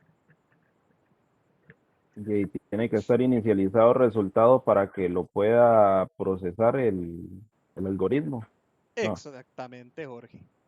Yo tengo que inicializar el resultado porque es un acumulador. Yo estoy utilizando el resultado como acumulador. Y si yo trato entonces de acumular valores en resultado a partir de ningún valor, PSInt lo que me va a hacer es tirarme un error de decirme que el resultado no está inicializado. Yo ocupo Profe, darle... Ajá. una consulta pequeña, ¿cómo es que se hacía esa V al revés? ¿Cuál V al El revés? signo de potencia, el signo de potencia. El signo de potencia. No recuerdo cuál era el valor ASCII para sacarlo. Yo en mi teclado, de ahí lo tengo. Entonces yo en mi teclado lo que tengo que hacer es apretar Control Alt y, bueno, PSInt se me ponen cosas, ¿cierto? Ya lo encontré. Profe, vieras que yo también lo tengo en el teclado, pero yo le doy control alt y le aprieto y no me sale, no aparece. En el chip 6 no lo tiene, si tiene el teclado americano. Es más fácil si uno tiene de hecho un teclado gringo, sí. Eso es lo que yo extraño en mi teclado gringo. Y no, yo lo que he estado pensando es en que voy a tener que comprarme un teclado externo, porque ese teclado que tiene la computadora no se vieras que es demasiado extraño, no. Busca el código ASCII, es que en este momento no me acuerdo. No, igual, es que tampoco los códigos aquí no me los tira, no me funcionan en el teclado. ¿Tampoco? No, tampoco. No sé si es que tengo que activarle los, Es que los las, ASCII se accionan nada más con el AL, no con el ALRG.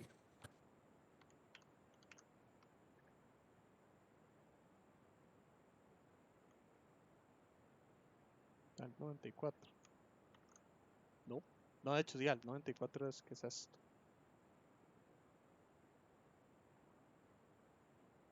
No es cierto. Es que puse al 64. Okay, bueno. Sí, ahí está.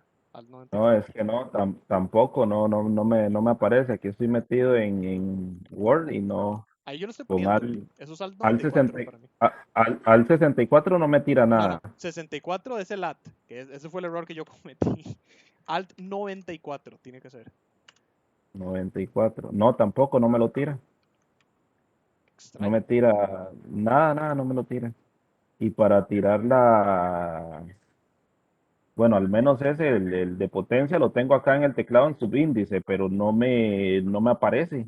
O sea, a como quiera tirarlo, no me permite de ninguna forma. Eso está raro, Jorge. No te lo No tire sé ni si con ASCII. Debería, ve que si yo acá lo no, estoy haciendo. Y PSIN también me lo ningún, recibe. ningún código en ASCII me lo tira, cualquiera que intente poner ninguno me lo tira. Sí, ya habría que ver si es un problema del teclado o de la configuración de la compu. Posiblemente el teclado no, porque el teclado todas las teclas me funcionan, ¿verdad? Si por ejemplo, para abrir llave, que es donde se encuentra la potencia, él me tira la llave. Si yo le aprieto llave, me la tira. Igual si pongo la llavecita cuadrada arriba, me la tira, pero el de abajo no. Okay. Sí, digamos, no, con toda honestidad no estoy muy seguro. De hecho, es un No sé, problema no, que yo nunca lo había escuchado. Que no, a alguien que no le funcione ningún código ASCII. Entonces, habría que preguntarle a San Google qué es el asunto. Porque sí, con toda honestidad es sí, algo que nunca... sí, yo lo que estaba pensando era tal vez en el tipo de configuración que tiene el teclado, tal vez que no me lo esté permitiendo, pero puede ser, sí, digamos acá. Porque a veces intento hacer algo en el teclado y me dice que tengo que activar las teclas, algo del teclado especial o algo así me había dicho, no me acuerdo. Ah, puede ser. Sí, sí. Yo te recomendaría eso, que ahí busques, le preguntes a San Google y vas a ver cómo. Pero bueno, gente, nos quedan 15 minutos. Y siento yo que sería riquísimo si logramos cerrar viendo el de factorial. Entonces, bueno, quiero moverme a factorial, pero siempre, bueno, nunca me quiero mover sin estar seguro de que no deje a nadie tirado. Entonces, ¿estamos bien con este ejemplo y la comparación con el que vimos la otra vez? ¿Sí entendieron? ¿Sí lo vieron? ¿Sí? ¿Alguien algo no le quedó claro? ¿Tiene alguna duda? Profe, usted va a ver esto también mañana, ¿verdad? O algo Sí, parecido. sí, no, digamos, mañana la idea es practicar, entonces, a menos que ustedes específicamente me pidan que les vuelva a mostrar un algoritmo ya visto, yo usualmente trato de ver cosas nuevas, no porque yo lo prefiera, como les digo, si ustedes me piden ver uno viejo, yo se los muestro, sino porque para evitar que se aburran. Entonces, yo por eso tengo varios, entonces seguramente mañana les voy a mostrar el del cronómetro y la cuenta regresiva, quizá veamos el de Fibonacci, que es un algoritmo ¿Ok? chiva. Ah, podemos ver. Ah, bueno, podemos ver Pero, el de punto de compras también. pero mañana nos puede dar un pequeño resumen al principio de la clase. Sí, sí, sí, sí. Yo siempre, cuando yo les abro la clase diciéndoles que si alguno tiene alguna duda es por eso, es por si alguien necesita que yo les ayude a calentar algo antes de entrar. ¿Ok? ¿Ok? Entonces sí, sí, con muchísimo gusto, claro. ¿Alguien más con alguna otra dudita? Victoria me dice, uy, sí, el de Fibonacci. Ok, podríamos ver el de Fibonacci mañana, eso es muy chiva. A mí Fibonacci me fascina.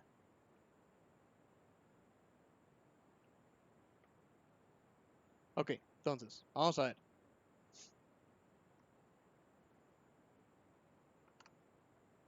Ah, entonces, factorial, ¿verdad?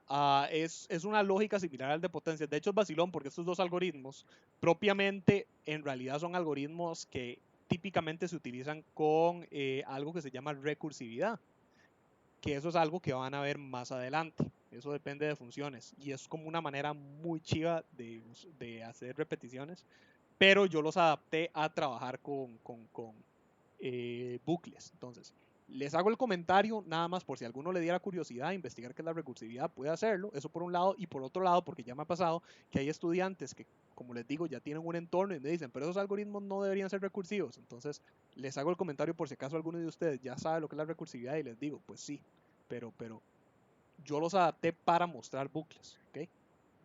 Entonces, pero bueno, vean que en esencia es algo similar en el sentido de que es un bucle que se va a iterar para sacar ese cálculo. Entonces, digamos, factorial, no sé si todos saben lo que es factorial, ¿ok? De hecho, debería haber comenzado por ahí. El factorial es un cálculo de una función matemática donde a un número, ¿verdad? Para calcular el factorial de un número, lo que hace es que se suma todos los números antes, perdón, se multiplica todos los números antecesores a ese número.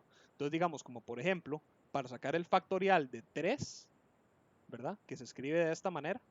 Me acuerdo que la primera vez que yo vi factorial me dio risa porque yo sentía que era como gritar números. Entonces, factorial se escribe con el signo de admiración después del número al cual calcular el factorial. Entonces, digamos, factorial de 3 sería 1 por 2 por 3, 6. ¿Okay? Entonces, descrito de manera matemática, en esencia, vean que la lógica de factorial también se puede ver de esta manera. Factorial de 3 es exactamente lo mismo que factorial de 2 multiplicado por 3. ¿Por qué? Porque como les dije, factorial de 3 es 1 por 2 por 3. Pero vean que factorial de 2 entonces es 1 por 2. Y 1 por 2, siendo factorial de 2 multiplicado por 3, es exactamente lo mismo que 1 por 2 por 3. ¿Okay? Entonces, descrito matemáticamente, se puede decir que el factorial de n, bueno, ahí Word me lo pone en automático en mayúscula, pero no importa, es exactamente lo mismo que factorial de n-1 multiplicado por n. Y esa misma lógica aplica para todos los demás.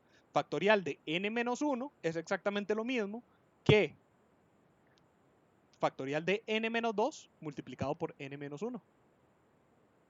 ¿Ok? Entonces,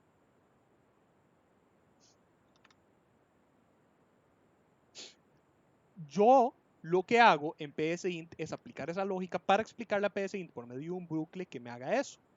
Siendo que para el número que el usuario decida que quiere calcular el factorial, que me multiplique todos los números anteriores a ese número hasta llegar a ese número.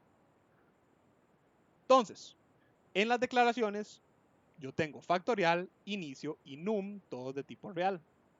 Luego llego y le digo al llego e inicializo factorial en 1. Vean que acá vuelvo a preguntar lo mismo que en el de potencias. ¿Por qué en 1? ¿Por qué no en 0? Entramos al cuerpo del algoritmo donde yo le digo al usuario, digite el número al cual calcular su factorial, se lee sobre num. Vean que entonces yo aquí sencillamente tengo un para, facilito, sencillito, donde le digo para inicio comenzando en 1 hasta alcanzar num, es decir, hasta alcanzar el valor del número factorial al cual quiero multiplicar, con paso 1 a hacer, factorial obtiene factorial multiplicado por inicio. Entonces vean que en factorial yo voy a ir acumulando el valor de mi factorial, lo voy a ir multiplicando constantemente por inicio, que recuerden que inicio es mi contador que va a ir aumentando de 1 en 1 hasta alcanzar mi valor final de num. Entonces, de nuevo, vean que en esencia lo que estoy haciendo es lo que les acabo de explicar aquí en la calculadora. Si voy a calcular factorial de 3, yo inicio siendo 1, multiplicando a factorial, factorial acumula 1. Inicio incrementa en 2, multiplicado por factorial. Inicio incrementa a 3, multiplicado por factorial. Inicio incrementa a 4, que ya excede el 3. Por lo tanto, ya no se ejecuta más esto, ya no hay más multiplicaciones y podemos dar que el resultado de factorial de 3 es 6. Dicho y hecho, vean que acá entonces muestra el resultado. Num factorial es igual a factorial. Dicho y hecho. Factorial de 3. Opa de ahí.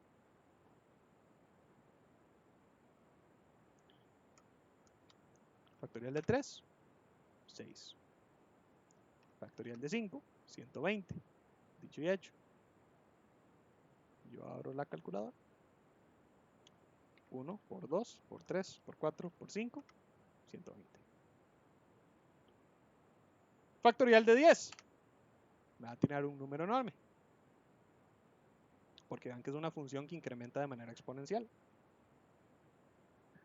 1 por 2, por 3, por 4, por 5, por 6, por 7, por 8, por 9, por 10. Ahí está. 3.628.800. 3.628.800. ¿Ok? Ahora sí, entonces, de nuevo, la misma pregunta. ¿Por qué factorial en 1 y no en 0? ¿Por qué lo inicializo en 1 y no en 0? Porque si lo empieza en 0 a 0, siempre. Exactamente. Es precisamente, como nos dice Cristian, por lo mismo que en el algoritmo de potencia yo tenía que inicializar factorial en 1. Porque como factorial es mi acumulador y yo estoy acumulando según multiplicaciones, de ahí todo número que yo multiplique por 0 me va a dar 0. Entonces, si yo factorial lo tengo en 0, no importa qué factorial yo calcule, graciosamente siempre me va a contestar que 0. Y eso no tiene sentido, es un error lógico.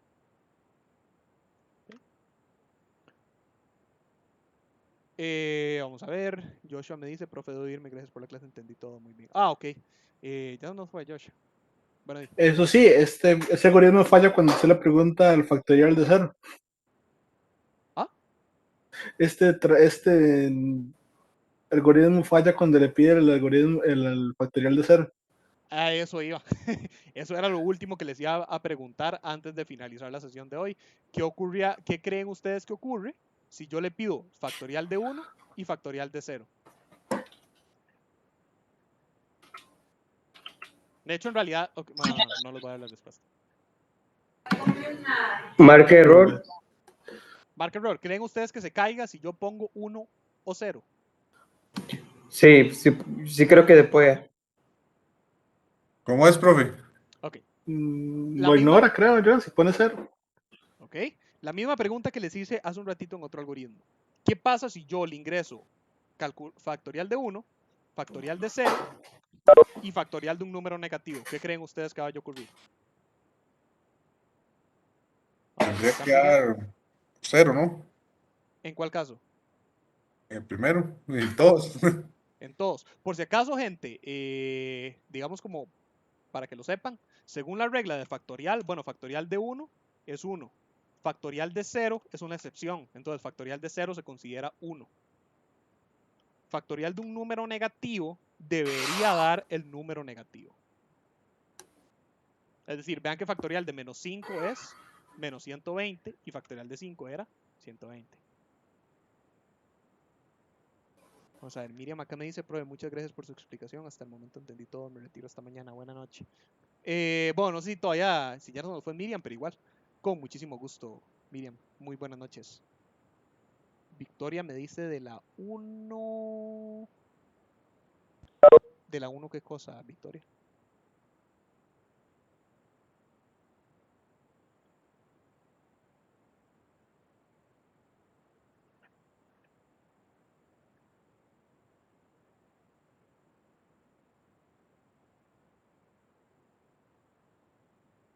Bueno, con uno creo que saldría 1, ¿no? Ok, ok, vamos a ver. A ver, Victoria también nos dice, no, no quedaba 1 lo del factorial de 0 y de 1. Ok, sí, bueno, si me estás hablando de cómo debería ser en la función matemática, sí. Y si me estás hablando de PSInt, ahorita lo vamos a ver. Esteban acá nos dice también que el factorial. Ok, les cuento. Entonces, en el caso de 1, vean lo que va a ocurrir. Cuando factorial es 1, vean que yo le estoy diciendo a PSInt, para inicio siendo 1 hasta 1, con paso 1, es decir, se me va a ejecutar una vez. Pero vean que lo que va a hacer es lo siguiente. Factorial, que fue inicializado en 1, va a obtener 1 multiplicado por inicio, que es 1. Entonces factorial va a hacer 1 por 1, que es 1. Acaba el para. Inicio se convierte en 2, que ya excede 1 y ya no hace nada más. Por lo tanto, factorial de 1 me lo calcula para darme 1. Pero vean que graciosamente, si yo ingreso factorial de 0, recuerden que ese 0 se lee en num, que es el valor final en mi cuenta. Como num es 0 e inicio siempre me va a iniciar en 1, tenemos que el para no se me va a ejecutar. Entonces acá abajo me va a intentar mostrar el valor de factorial con un para que yo no trabajé. Sin embargo, recuerden que yo les dije, el 0 es la excepción en la función. Factorial de 0 siempre tiene que ser 1. Entonces, he ahí el secreto de la otra razón del por qué yo inicio factorial en 1. Por un lado, por el error lógico que me puede producir PSInt si yo lo tengo en 0. Pero por otro lado, porque si mi para no se ejecuta, porque el usuario me ingresa a 0, me muestra la excepción, que es el valor correcto. Vean que sin embargo, el único error o el único problema que tenemos acá es que no consideramos números negativos. Si yo ingreso menos 5, es ahí donde tenemos el error lógico, donde me va a decir que factorial de menos 5 es 1. Por lo tanto, lo que este algoritmo debería hacer es una de dos. Debería o hacer una validación donde yo le diga al usuario que solamente estamos calculando factoriales positivos y si ingresa un número menor que 0, entonces no permitir que pase, atraparlo en un mientras, digamos, en un repetir. O alternativamente, modificar mi algoritmo de tal forma que él ¿Para qué? sepa Puede simplemente ser que si mete un negativo, volver factorial menos 1. exactamente, que él me pueda invertir el paso, es decir, utilizar, por ejemplo, una variable en vez del paso, de tal forma que si el usuario me ingresa un valor negativo, invertir la polaridad de la cuenta. De tal forma que vaya desde inicio, bueno, aquí también habría que cambiar la polaridad de menos 1, perdón, de inicio. De tal forma que me vaya desde un inicio negativo hasta un valor negativo con un decremento. O alternativamente, si no quieren complicarse tanto trabajando con variables, también inclusive podrían hacer un sí entonces, que sencillamente tenga dos paras distintos, un para positivo y un para negativo. Entonces, dependiendo de si el valor del usuario es mayor o menor que 0, trabajamos con el positivo o con el negativo.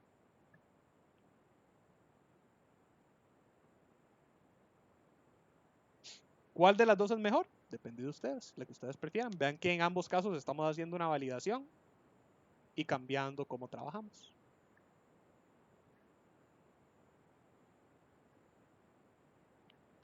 ¿Ok? ¿Dudas? ¿Comentarios?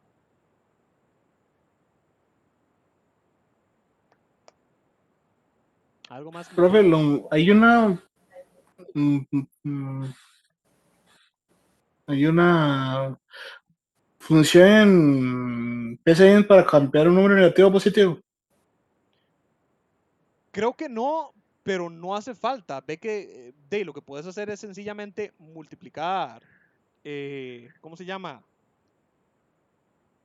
Multiplicar por -1. Por -1. Ajá. Si vos, Ah, sí, digamos, también. multiplicas cualquier número positivo por -1, te va a dar exactamente el mismo pero en su negativo, ¿verdad? Digamos. Entonces, lo que se podría hacer es que si entra un número menor a 0, lo multiplica por -1 y multiplica el factorial original por -1 también, lo que había -1.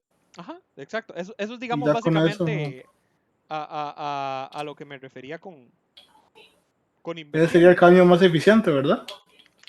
Sí, digamos, si num, digamos, acá num es 5, ¿verdad? Entonces yo multiplico num por -1.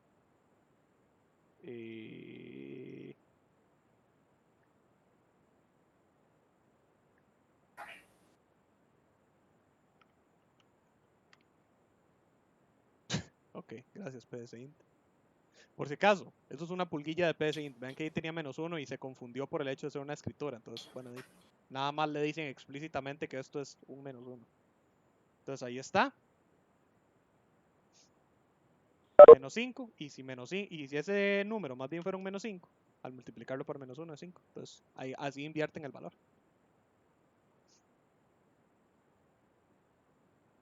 Ok. Esteban me dice, muchas gracias, buenas noches. Con muchísimo gusto, Esteban. Muy buenas noches. ¿Alguna otra duda que tengan?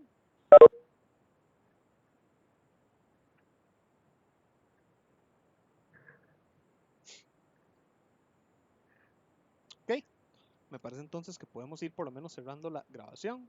Entonces, por lo menos para la grabación, como siempre les digo, muchísimas gracias por haber asistido y muchísimas gracias a los que ven la grabación por estar viendo la grabación.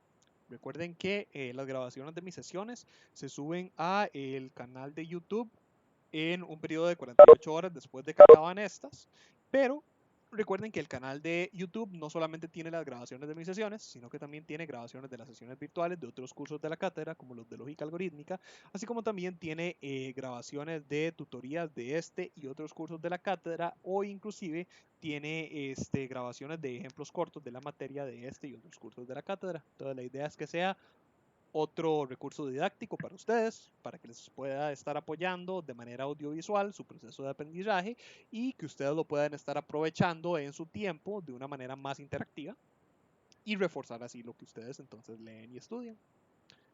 Pues bueno, entonces nuevamente, una vez más, muchísimas gracias, gente. Espero les haya gustado, espero les haya sido de provecho. Les deseo una excelente noche, un excelente fin de semana o día, noche, lo que sea, si están viendo la grabación. Nos vemos la próxima sesión virtual. Muchísimas gracias y hasta luego.